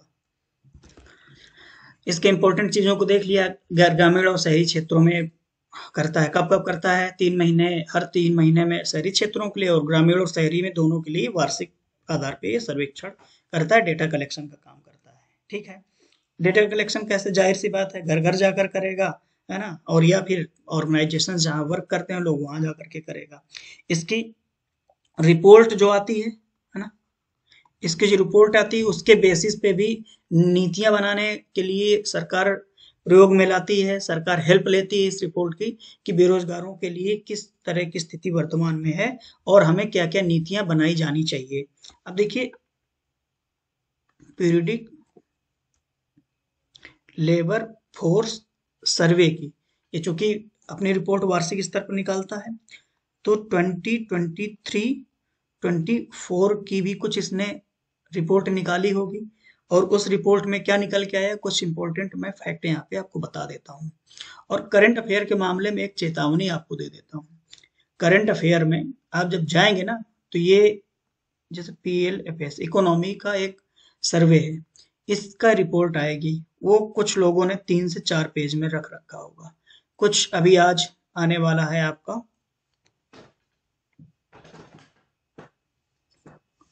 Economic survey. इकोनॉमिक सर्वे में भी लोग कुछ 20, 25, 50 पेज का डेटा निकाल कर रख देंगे, आप कूद पढ़ते हो अलग से डेटा याद करने के लिए, और उनमें से एक भी सिंगल 1-2 डेटा याद हो जाए नहीं, एग्जाम टाइम पे कोई डेटा आपको याद नहीं रहता है आपकी मूर्खता की वजह से।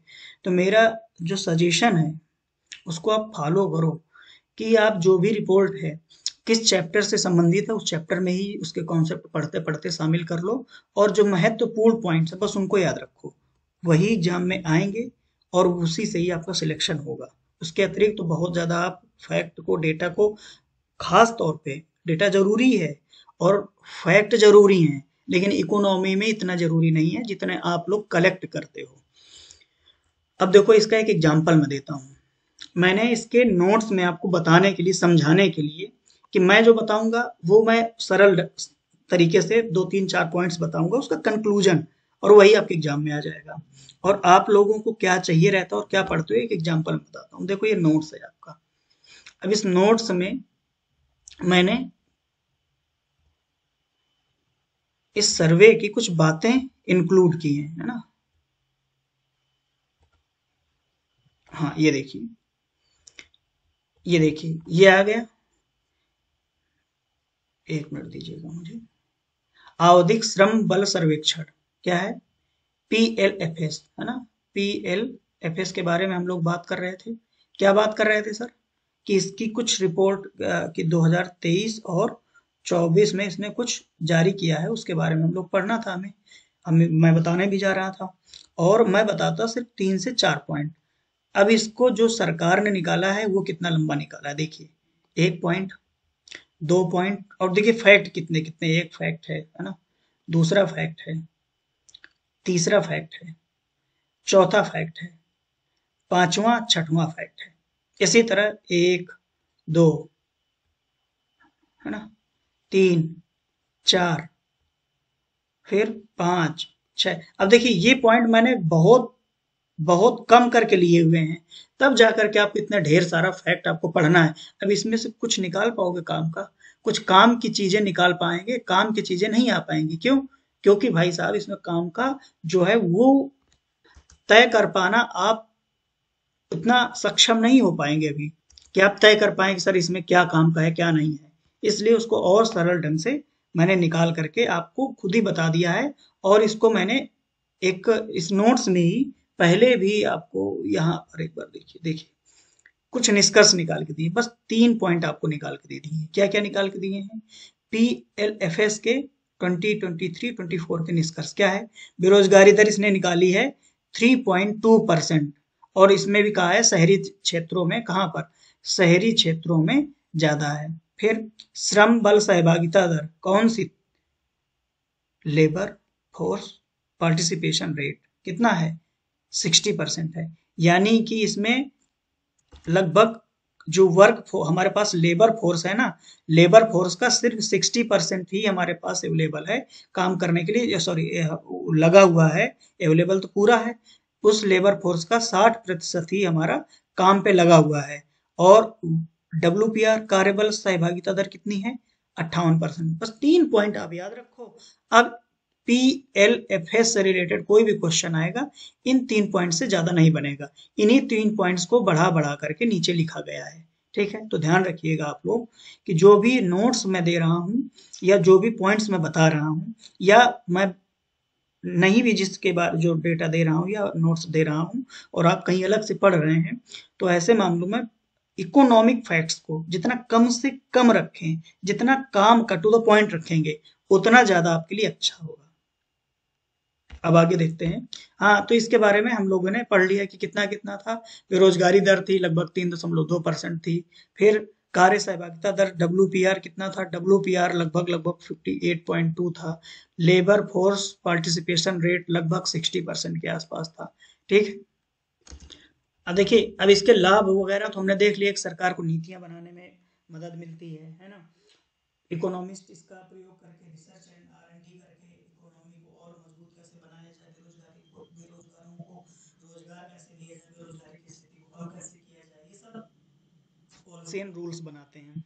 और क्या क्या चुनौतियां, जैसे कि चुनौती हमने वहीं पर पढ़ते समय साप्ताहिक वाले में देख लिया था। क्या देख लिया था कि ये लोग जो डेटा लेते हैं ना, डेटा वो सही है कि नहीं है, इस पे चुनौती है, इस पे बात नहीं हो पा रही है, इस पे एक सही आंकड़ा मिल पाना बड़ा मुश्किल है कि लोग सही बोल रहे हैं या नहीं बोल पा रहे हैं। जो डेटा हमने लिया वो कितने लोगों ने सही बोल कर दिया, कितने लोगों ने झूठ बोल कर दिया, तो डेटा की गुणवत्ता प्रभावित हो जाती है इसमें। अब चूंकि ये बहुत बड़े लेवल पर डेटा कलेक्शन तो करता नहीं है, कुछ कुछ जगहों पर जा करके कर लेता है, उसके बिहाफ पर ये एक मोटी मोटा आंकड़ा बना लेता है। तो चूंकि भारत जैसे देश में, चूंकि भारत बहुत बड़ा और डाइवर्सिफिकेशन लिए हुए देश है, तो ऐसे में कुछ जगहों के डेटा के आधार पर बेरोजगारी की रिपोर्ट बना देना, ये उतना सही नहीं मानते हैं कुछ लोग। तो ये इसकी चुनौतियां हैं। अगली चुनौती इसी चुनौती के साथ ही है कि इसमें जो अनऑर्गेनाइज्ड से क्षेत्र है, असंगठित क्षेत्र है, असंगठित क्षेत्र का एक जो करेक्ट डेटा है ना, एक सही डेटा, करेक्ट डेटा नहीं उपलब्ध हो पाता है, जिससे असंगठित क्षेत्र में भी हमें बेरोजगारों की संख्या का या बेरोजगारी की स्थिति का अनुमान लगा पाना या फिर WPR, LFPR या UR निकालना बड़ा मुश्किल हो जाता है। अब इसी के साथ साथ चूंकि बेरोजगारी एक ऐसा मुद्दा है जो कि केवल हमारे ही देश में नहीं, यानी भारत देश के अतिरिक्त पूरे वैश्विक स्तर में भी फैला हुआ है। तो वैश्विक स्तर में कुछ संस्थाएं कुछ काम कर रही होंगी, तो मैंने यहाँ शामिल किया हुआ है world economic and social outlook. International Labour Organization एक रिपोर्ट निकालती है, इस रिपोर्ट का नाम है वर्ल्ड सॉरी इकोनॉमिक की जगह मैं इकोनॉमिक गलत बोल गया था, एम्प्लॉयमेंट है, वर्ल्ड एम्प्लॉयमेंट एंड सोशल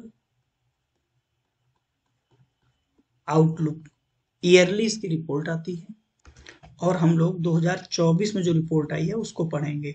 यानी कि करंट इस चैप्टर से रिलेटेड जो करंट अफेयर है उसको हम यही कवर किए ले रहे हैं, इसके लिए आपको बाहर जाने की जरूरत नहीं है।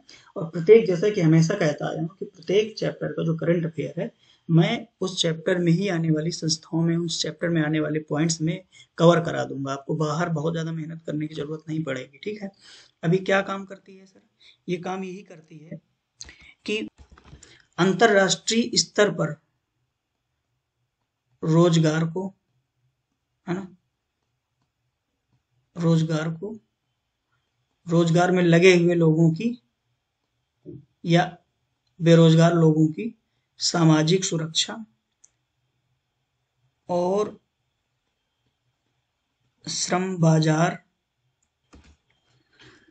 के रुझानों को दिखाती है कि श्रम बाजार किस तरफ जा रहा है, सामाजिक सुरक्षा किस स्तर तक लोगों तक मिल गई है या नहीं मिली है, रोजगार कितने लोगों को मिल गया है, कितने प्रतिशत लोगों को मिल गया है, या रोजगार मिलने की प्रवृत्ति बढ़ रही है, बेरोजगारों की संख्या बढ़ रही है। ये अंतरराष्ट्रीय स्तर पर ये एक रिपोर्ट जारी करता है जिसमें इन सभी बातों का जिक्र रहता है। अब इसकी रिपोर्ट की कुछ खास बातें, क्या क्या खास बातें हैं, ये कहता है पहला कि ग्लोबल अनएम्प्लॉयमेंट रेट के बारे में, यानी अंतरराष्ट्रीय बेरोजगारी दर। अंतरराष्ट्रीय बेरोजगारी दर, चूंकि रिपोर्ट 2024 की है तो लेटेस्ट ही पढ़ेंगे सब कुछ। अंतरराष्ट्रीय बेरोजगारी दर बहुत ध्यान दीजिएगा 5.2% है ना, ये और पिछले सालों की तुलना में थोड़ी सी बढ़ी हुई है। दूसरा, जो यूथ है ना, युवा लोग, उन लोगों में, अब यूथ किसको माना है इसमें, 15 से 24 साल वाले लोगों को यूथ माना है। अब इनमें बेरोजगारी की दर इसने माना है 13.5% है। हालांकि देखिए इनका जो डेटा है, हमें इस पे नहीं जाना है कि डेटा इन्होंने कैसे निकाल के दिया है, ये तो गलत भी हो सकता है। जैसे निकाल के दिया वो हम देख लेंगे कि किन किन मानकों का प्रयोग करके दिया है, लेकिन वो गलत है या सही है इस पर बहस नहीं करना है, जो दिया है बस उसको याद कर लेना है। वैसे भी मैं डेटा तो बड़ा कम कम ही उठाता हूँ जो काम का हो सकता है। तो इन्होंने जो अंतरराष्ट्रीय स्तर पर बेरोजगारी दर है कितनी, 5.2% है, और अंतरराष्ट्रीय स्तर पर जो यूथ हैं जो 15 से 24 साल के हैं उनमें बेरोजगारी दर 13.5% की है इस रिपोर्ट के अनुसार। और रोजगार के क्षेत्र में महिलाओं को अवसर नहीं मिल पा रहा है, यानी महिलाओं को लैंगिक असमानता का सामना करना पड़ रहा है, यानी जेंडर इनइक्वालिटी का सामना करना पड़ रहा है in the sector of employment. दूसरा पॉइंट क्या है, दूसरा पॉइंट इन्होंने रोजगार सृजन के बारे में बात किया है। रोजगार सृजन के बारे में कोई फैक्ट नहीं, रोजगार सृजन के बारे में देख लीजिएगा कि मंदी की जैसी स्थिति की वजह से रोजगार निर्माण की दर धीमी हो जाती है, और वर्तमान में इन्होंने बताया है कि रोजगार निर्माण धीमा है, यानी इनका ये कहना है इनडायरेक्टली कि बाजार में कुछ मंदी चल रही है जिस वजह से रोजगार निर्माण कम हो पा रहा है। असंगठित क्षेत्र जो है असंगठित क्षेत्र में अभी भी लोगों को रोजगार नहीं मिल पा रहा है और देश ग्रीन इकोनॉमी यानी हरित अर्थव्यवस्था की तरफ आगे बढ़ रहे हैं, जो हमारे एक अच्छे भविष्य के लिए एक पर्यावरणीय संसाधन युक्त विश्व की तरफ एक अच्छा कदम माना जा रहा है इस रिपोर्ट के अनुसार। अगला पॉइंट क्या है इस रिपोर्ट में, इन्होंने श्रम बल सहभागिता दर यानी LFPR labour force participation rate ये बताया। ये कितना है सर, ये लगभग 60% के आसपास है, लेकिन महिलाओं और युवाओं में कम है। क्यों? क्योंकि महिलाओं को तो लैंगिक असमानता, जेंडर इनइक्वालिटी का सामना करना पड़ता है, तो वैसे भी चाहेंगे तब भी काम पे नहीं आ सकती हैं, है ना। अब इसके लिए भी स्पेशली अगर देखा जाए कि लैंगिक असमानता की वजह से LFPR में क्या डिफरेंस है, लगभग 20% का डिफरेंस है, जो आपको याद करने की बहुत जरूरत नहीं है। यानी पुरुषों और महिलाओं में 20% का अंतर है LFPR में। यानी पुरुषों का अगर LFPR 80 है तो महिलाओं का 60 होगा। 80% और 60% में डिफरेंस निकालेंगे 20% का निकल आएगा, ऐसा कुछ मान लीजिए। ठीक है, अब इस रिपोर्ट ने यह भी कहा है कि वैश्विक असमानता बढ़ रही है, यानी वैश्विक स्तर पर असमानता के लक्षणों को देख रही है ये रिपोर्ट। इसका कहना है कि वैश्विक स्तर पर आय तो बढ़ रही है, लेकिन आय का असमान वितरण हो रहा है, जिससे बेरोजगारी की दर बढ़ रही है।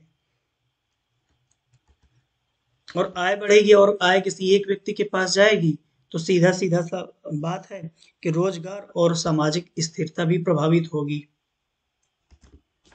और इसने वैश्विक स्तर पर बोला है कि जो विकासशील देश है यहाँ पर गरीबी और बेरोजगारी ये दोनों बढ़ रही हैं। इस रिपोर्ट ने यह भी कहा है कि हमें भविष्य में क्या क्या ध्यान देना चाहिए। हमें भविष्य में डिजिटलाइजेशन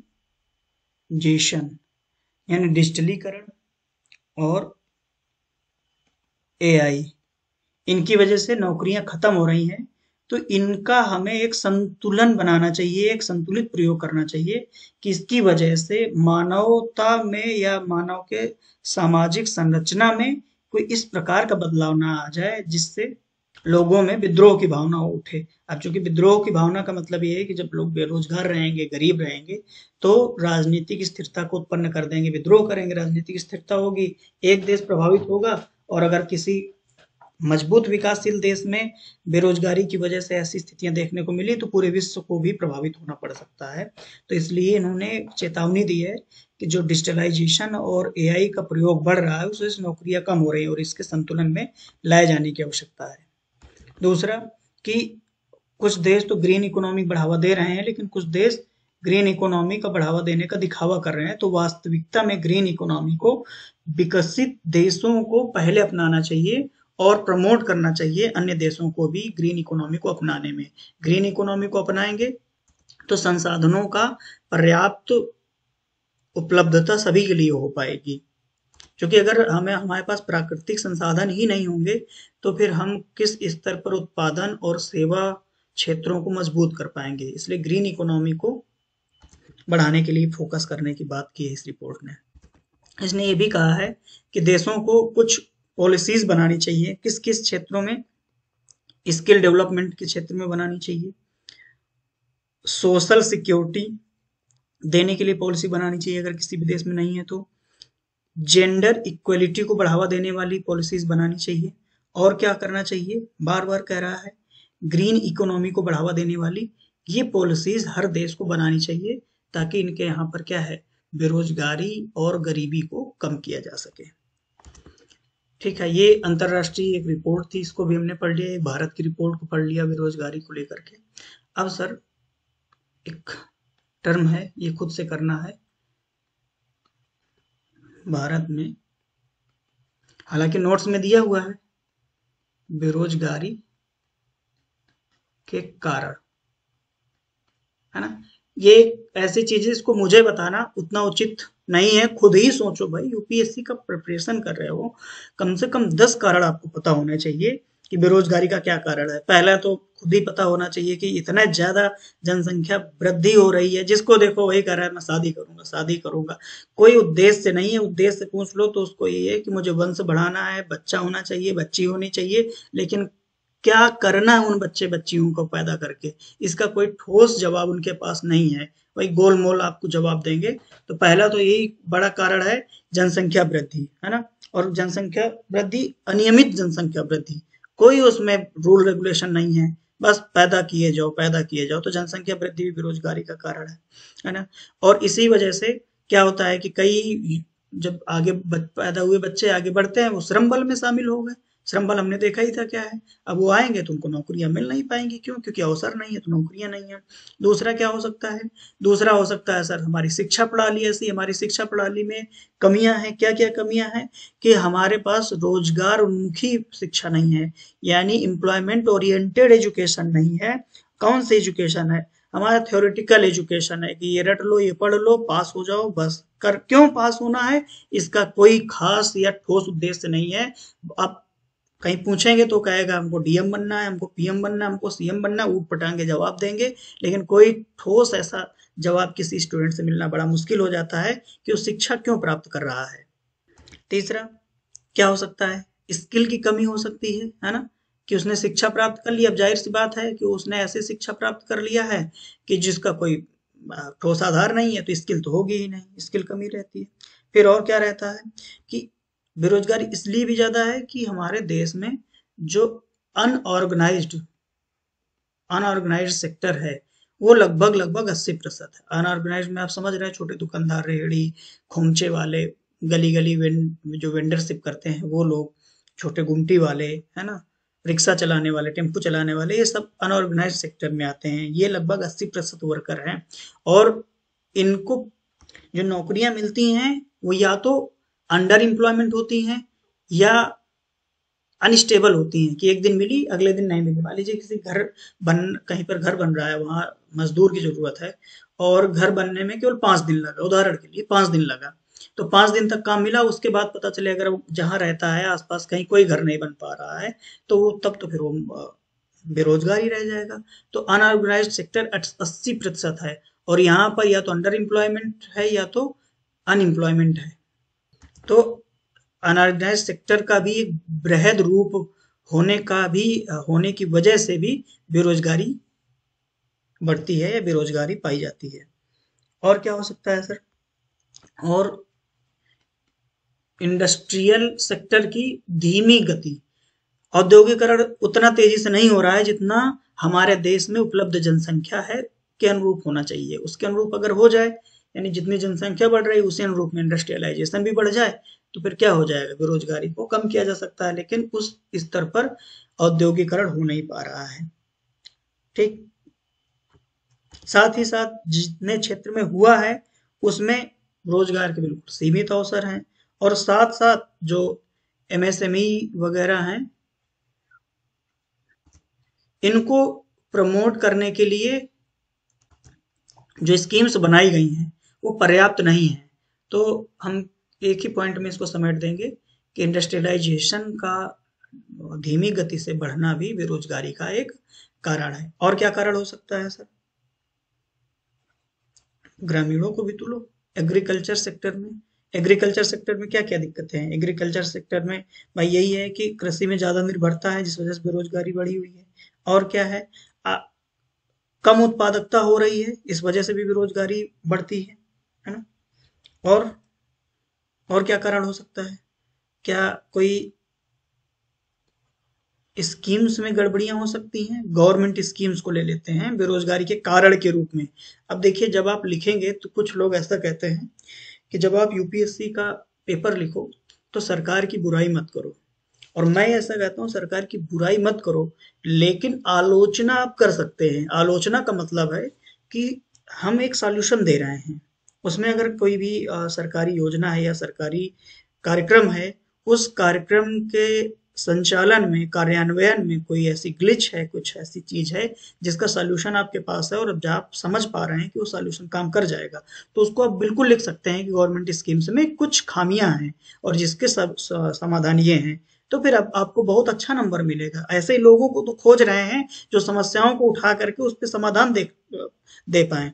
और हिंदी माध्यम में पता नहीं किस किस तरह के अवधारणाएं लेकर के बैठ जाते हैं बच्चे की, पढ़ते खूब है लेकिन सिलेक्शन नहीं हो पाता है। क्यों? क्योंकि काम की चीजें वो नहीं ले पाते हैं। काम की चीजों का मतलब क्या है? काम की चीजों का मतलब है कि जितना रिस्क लेना चाहिए उन्हें वो नहीं ले पाते, वो हिम्मत नहीं कर पाते हैं, बनना डीएम है, रिस्क नहीं ले पाएंगे। तो गवर्नमेंट स्कीम्स को भी लेंगे हम बेरोजगारी के कारण के रूप में। क्या क्या हो सकते हैं सर? कि जो स्कीम्स बनी हैं, है ना, जैसे क्या क्या मनरेगा हो गया, या फिर स्किल इंडिया हो गया, और मेक इन इंडिया, ये बेरोजगारी को दूर करने के लिए है ना, लेकिन ये उतनी प्रभावी उपाय नहीं उपलब्ध करवा पा रही हैं। समझ पा रहे हैं क्या? कि जो गवर्नमेंट स्कीम्स हैं, दो तीन स्कीम्स ऐसी जो वास्तव में काम नहीं कर पा रही अपनी अपेक्षा के अनुरूप, ऐसा नहीं कि सारी लिख देना है, उनको आप लिख करके लिखिए कि ये प्रभावी उपाय नहीं उपलब्ध करवा पा रही हैं। तो ये दूसरा कि औद्योगिक विकास में निवेश की कमियां है। क्या है? निवेश की कमी। अब निवेश लाने तो व्यक्ति नहीं ना जाएगा, निवेश तो लाएगी गवर्नमेंट। अब निवेश की कमी से भी इंडस्ट्रियलाइजेशन की स्पीड धीमी होती है, औद्योगिक विकास या आर्थिक क्रियाओं की गति धीमी होती है। तो निवेश की कमी की वजह से भी बेरोजगारी बढ़ती है। तो गवर्नमेंट स्कीम्स भी जिम्मेदारी है बेरोजगारी को बढ़ावा देने के लिए, बेरोजगारी जो उपलब्ध है उसके लिए। ठीक है, लिख सकते हैं, बिल्कुल सही हो जाएगा। और क्या हो सकता है सर बेरोजगारी का कारण? टेक्नोलॉजी को कभी छोड़िए ही मत। इकोनॉमी है तो टेक्नोलॉजी और एनवायरनमेंट को लेके चलिए। क्या है भाई साहब? तकनीकी ऑटोमेशन, एआई आ रहा है तो इससे ट्रेडिशनल नौकरियां खत्म हो रही है, बेरोजगारी बढ़ रही है। और क्या है सर कारण? लैंगिक असमानता। बिल्कुल लैंगिक असमानता कारण हो सकती है आपकी बेरोजगारी के। लैंगिक असमानता की वजह से बेरोजगारी बढ़ती है। और क्या हो सकता है सर? आर्थिक मंदी हो सकती है क्या सर? बिल्कुल हो सकता है। आर्थिक मंदी की वजह से भी आपकी बेरोजगारी बढ़ती है। ठीक है। और कोविड-19 आया था तो आर्थिक मंदी आई थी ना, है ना? अब इसी तरह जैसे कारण मैंने बताए, इन्हीं कारणों को ध्यान में रख के इसके परिणाम क्या हो सकते हैं सर, ये देखिएगा। ठीक है, नोट्स में मैंने दिया है वो तो पढ़ेंगे ही, खुद से भी सोचिएगा पहले 5-10 मिनट कि इसके क्या परिणाम हो सकते हैं, है ना? ठीक है, आर्थिक परिणाम हो सकते हैं, सामाजिक हो सकते हैं, राजनीतिक हो सकते हैं। हिंट मैंने दे दिया है, युवाओं पे क्या प्रभाव पड़ सकता है, असंगठित क्षेत्र पे क्या प्रभाव पड़ सकता है, लैंगिक असमानता के क्षेत्र में क्या प्रभाव पड़ सकता है, राष्ट्रीय सुरक्षा पर क्या प्रभाव पड़ सकता है ना? अब बेरोजगारी को कम करने के लिए क्या सुझाव आप देना चाहोगे सर? दोगे कुछ सुझाव? समस्या तो पढ़ लिया, क्या सुझाव हो सकता है सर? सर सबसे पहला सुझाव तो यही है, मैं हिंट दे दे रहा हूँ, पढ़ना आपको है बाकी नोट्स में। शिक्षा में सुधार कर दो। क्या सर करो? कि आप एम्प्लॉयमेंट ओरिएंटेड एजुकेशन आप देने लगो। अब जब आप सुझाव दोगे तो सुझाव के साथ साथ आपके दिमाग पे हर एक स्कीम आएगी कि सुझाव जो है उस पर सरकार काम कर रही है नहीं कर रही है। तो क्या कोई भी स्कीम ऐसी चल रही है जो एम्प्लॉयमेंट ओरिएंटेड हो या एम्प्लॉयमेंट ओरिएंटेड एजुकेशन को देने में मदद कर रही हो? बिल्कुल है। तो शिक्षा, कौन सी शिक्षा? रोजगार देने वाली शिक्षा, और व्यवहारिक ज्ञान को बढ़ावा देने वाली शिक्षा हो, और स्किल कार्यक्रम, स्किल प्रोग्राम सिखाए जाएं बच्चों को। ठीक है। और क्या किया जा सकता है सर? रोजगार सृजन की बात करके रोजगार सृजन कर किया जाए। कैसे रोजगार सृजन किया जा सकता है सर? स्टार्टअप इंटरप्रेन्योरशिप को बढ़ा करके, यानी स्टार्टअप उद्यमशीलता को बढ़ा करके, और एमएसएमई को और मजबूत बना दो। एमएसएमई का मतलब सूक्ष्म मध्यम और लघु उद्योगों को और मजबूत बना दो, तो रोजगार यहाँ पर हो जाएगा। और सर किस तरह से रोजगार बनाए जा सकते हैं, क्या सुझाव हो सकते हैं बेरोजगारी को दूर करने और रोजगार को बनाने के लिए? सोचिए। लिखना चाहते हैं लिख दीजिए। सरकारी नीतियों में सुधार करके, ऐसी चीजें लिखेंगे तब नंबर मिलेगा ना। क्या क्या सुधार किया जा सकता है? कि मनरेगा जैसी योजनाओं को, जो जॉब गारंटी देती हैं, ऐसी योजनाओं को और प्रभावी बनाओ। निजी और सार्वजनिक क्षेत्र में क्या करो सर? इन्वेस्टमेंट कर दो, जो प्रॉब्लम थी उसी के आधार पे सुझाव भी दे दो आप। और क्या कर सकते हो, और आप लेबर लॉज यानी कि श्रम कानूनों में सुधार ले आ सकते हो। यही तो सरकारी नीतियों में सुधार होगा ना।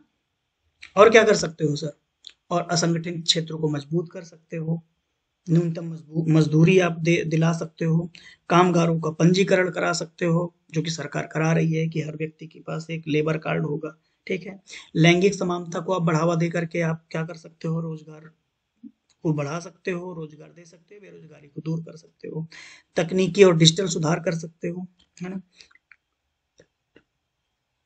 ई गवर्नेंस को आप बढ़ावा दे सकते हो, बुनियादी ढांचे में सुधार कर सकते हो, यानी बेसिक इंफ्रास्ट्रक्चर में सुधार करके आप रोजगार को बढ़ावा दे सकते हो। बेसिक इंफ्रास्ट्रक्चर बढ़ेगा तो इकोनॉमिक गतिविधियां भी बढ़ेंगी। जो यूथ है, यूथ एंटरप्रेन्योरशिप है, उसको आप बढ़ावा दे सकते हो। विदेशों में अगर कोई व्यक्ति काम करने के इच्छुक है तो उसको सेफ्टी सिक्योरिटी आप दे करके प्रमोट कर सकते हो। और क्या कर सकते हो, और सर सरकारी और निजी भागीदारी है ना, जो ट्रिपल पी मॉडल कहते हैं, सरकारी और निजी भागीदारी को बढ़ावा देकर के रोजगार को बढ़ा सकते हो। इतना मेरे ख्याल से इतना सुझाव के लिए पर्याप्त है। अब भारत में कुछ योजनाएं भी चलाई गई होंगी, है ना, बेरोजगारी को दूर करने से संबंधित योजनाएं। अब देखिए, कुछ योजनाएं मिक्स्ड होंगी, जो बेरोजगारी को दूर करेंगी वो गरीबी को भी दूर करेंगी। तो गरीबी और बेरोजगारी की योजनाएं लगभग लगभग एक जैसी हो जाएंगी, या कुछ योजनाएं मिक्स्ड हो जाएंगी। ठीक है। देखो, अब इन योजनाओं के बारे में मैंने नोट्स में विस्तृत रूप से दे रखा है। अब आपको मैं कुछ योजनाओं के नाम बता दे रहा हूँ, तैयार आपको खुद करना है ना, क्योंकि जो लिखी हुई चीज है उसको मुझे पढ़ाने का कोई मतलब नहीं है। लिखी हुई चीज तो आप खुद भी पढ़ सकते हो, याद कर सकते हो। उस जिस चीज में समझाना है, जो कॉन्सेप्ट है वो समझाना मेरा काम है, याद करना और पढ़ना आपका काम है। तो जो चीज पढ़ी हुई है, लिखी हुई है, और उसको पढ़ करके आप समझ सकते हैं, याद करना है आपका काम, तो उसको मैं बोल करके फिर क्यों लेक्चर का टाइम ड्यूरेशन बढ़ाऊंगा, है ना। तो देखिए कौन कौन सी योजनाएं हो सकती हैं सर। देखो, एक तो national skill development and entrepreneurship policy लाई गई थी, है ना। क्या कह सकते हैं इसको, राष्ट्रीय कौशल विकास और उद्यमिता नीति, ये 2015 में लाई गई थी। इसके बारे में पढ़ना है। फिर इसी के साथ साथ हमको और क्या पढ़ना है, इसी के साथ एक योजना लाई गई थी जिसको प्रधानमंत्री कौशल विकास योजना के रूप में जानते हैं। इसको पढ़ लेना है सर। ठीक है। इसके बाद और सर क्या पढ़ना है, इसके बाद हम पीएम श्रम योगी मानधन योजना, है ना। सारा डिटेल में मैंने दे रखा है नोट्स में, पढ़ेंगे मजा आ जाएगा। प्रीलिम्स तो कभी रुकेगा नहीं, मेंस में बहुत अच्छा नंबर आएगा। जिस तरह से मल्टी डायमेंशन को ध्यान में रखते हुए हर योजना के बारे में मैंने लिखा हुआ है। पीएम श्रम योगी मानधन योजना, इसको देखना है। और ये बहुत इंपॉर्टेंट योजना है सर, पूरा देखना है इसको, बहुत इंपॉर्टेंट योजना है बेरोजगारी को दूर करने के संदर्भ में। और कौन सी योजना सर हो सकती है।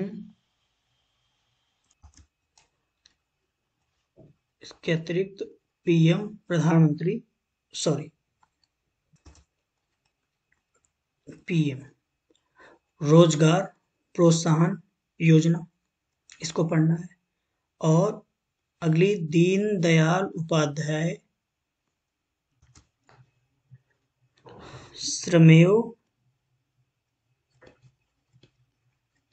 जयते कार्यक्रम, ठीक है। और नो डाउट मनरेगा को भी पढ़ना है, मनरेगा को। ठीक है। इतनी योजनाएं पढ़ लेंगे तो इस चैप्टर से संबंधित योजनाएं कवर हो जाएंगी। बाकी और जो स्कीम्स है ना, वो जब हम इकोनॉमी खत्म करेंगे तो मोस्टली सारी स्कीम्स आपकी खत्म हो जाएंगी, अलग से पढ़ने की जरूरत नहीं, प्लस इकोनॉमी का करंट अफेयर भी आपका समाप्त हो जाएगा। इसके साथ देखिए एक दो योजनाएं और हैं जो कोविड 19 के बाद शुरू की गई थी, लेकिन अब उनका कोई महत्व तो नहीं है। एक तो पीएम स्वनिधि योजना थी और दूसरी ग्रामीण क्षेत्र में रोजगार देने के लिए कोविड 19 के बाद। वो दोनों योजनाओं में जो लाभ दिया जा रहा था, तो उन योजनाओं का अब उतना महत्व नहीं रह गया। अब इनसे क्वेश्चन बनने की उतनी ज्यादा संभावना नहीं है। संभावना क्वेश्चन बनने की जो है वो स्किल इंडिया है ना, और श्रमेव जयते कार्यक्रम और मनरेगा, चूंकि ये बहुत महत्वाकांक्षी योजना थी मनरेगा, और इसने वास्तव में बेरोजगारी को दूर करने का एक जो लक्ष्य निर्धारित किया गया था, उस लक्ष्य को कई मायनों में प्राप्त करने में सहायक हुई है। तो इसको पढ़ना जरूरी हो जाता है। स्किल इंडिया भी एक माइलस्टोन स्थापित करने के उद्देश्य से स्थापित की गई थी कि इसमें लगभग लगभग हम लोग ऐसी स्थिति में पहुंच जाएंगे जब हमारे यहाँ का हर युवा स्किल्ड होगा, और जब स्किल्ड होगा तो उससे हमें अच्छा मैन पावर निकल के आएगा, अच्छा श्रम बल हमारे पास उपलब्ध होगा, अच्छी हमारे पास श्रम आपूर्ति उपलब्ध होगी और हम कार्य बल को मजबूत कर पाएंगे। इसके लिए स्किल इंडिया योजना लाई गई थी। तो इन योजनाओं को थोड़ा ढंग से पढ़ लेना है, मैंने नोट्स में बहुत विस्तार से दे रखा है। अब लेक्चर तो यही तक का था, कुछ एडिशनल मैं बात करना चाहता हूँ आपसे। एडिशनल बात यह है कि आपको जितना भी डेली दिया जा रहा है, क्या क्या दिया जा रहा है, लेक्चर हो गया, प्लस आपको एनसीईआरटी की पीवाईक्यू हो गई, प्लस आपको एनसीईआरटी की एमसीक्यू हो गई जो एनसीईआरटी बेस्ड है, और पीवाईक्यू हो गया जो आपका 30 इयर्स का रहेगा सभी सब्जेक्ट का। डेली आपको लगभग 50 से 60 क्वेश्चन दिए जा रहे हैं, है ना। लेक्चर को देख लेना है ढंग से। लेक्चर के साथ में जो नोट्स दिया गया, इसके अलावा कुछ और पढ़ने की जरूरत नहीं, ना करंट का ना ही कोई अदर स्टैटिक नोट, ठीक है। इसी नोट से काम चल जाएगा, प्रीलिम मेंस दोनों का चल जाएगा भाई, ठीक है।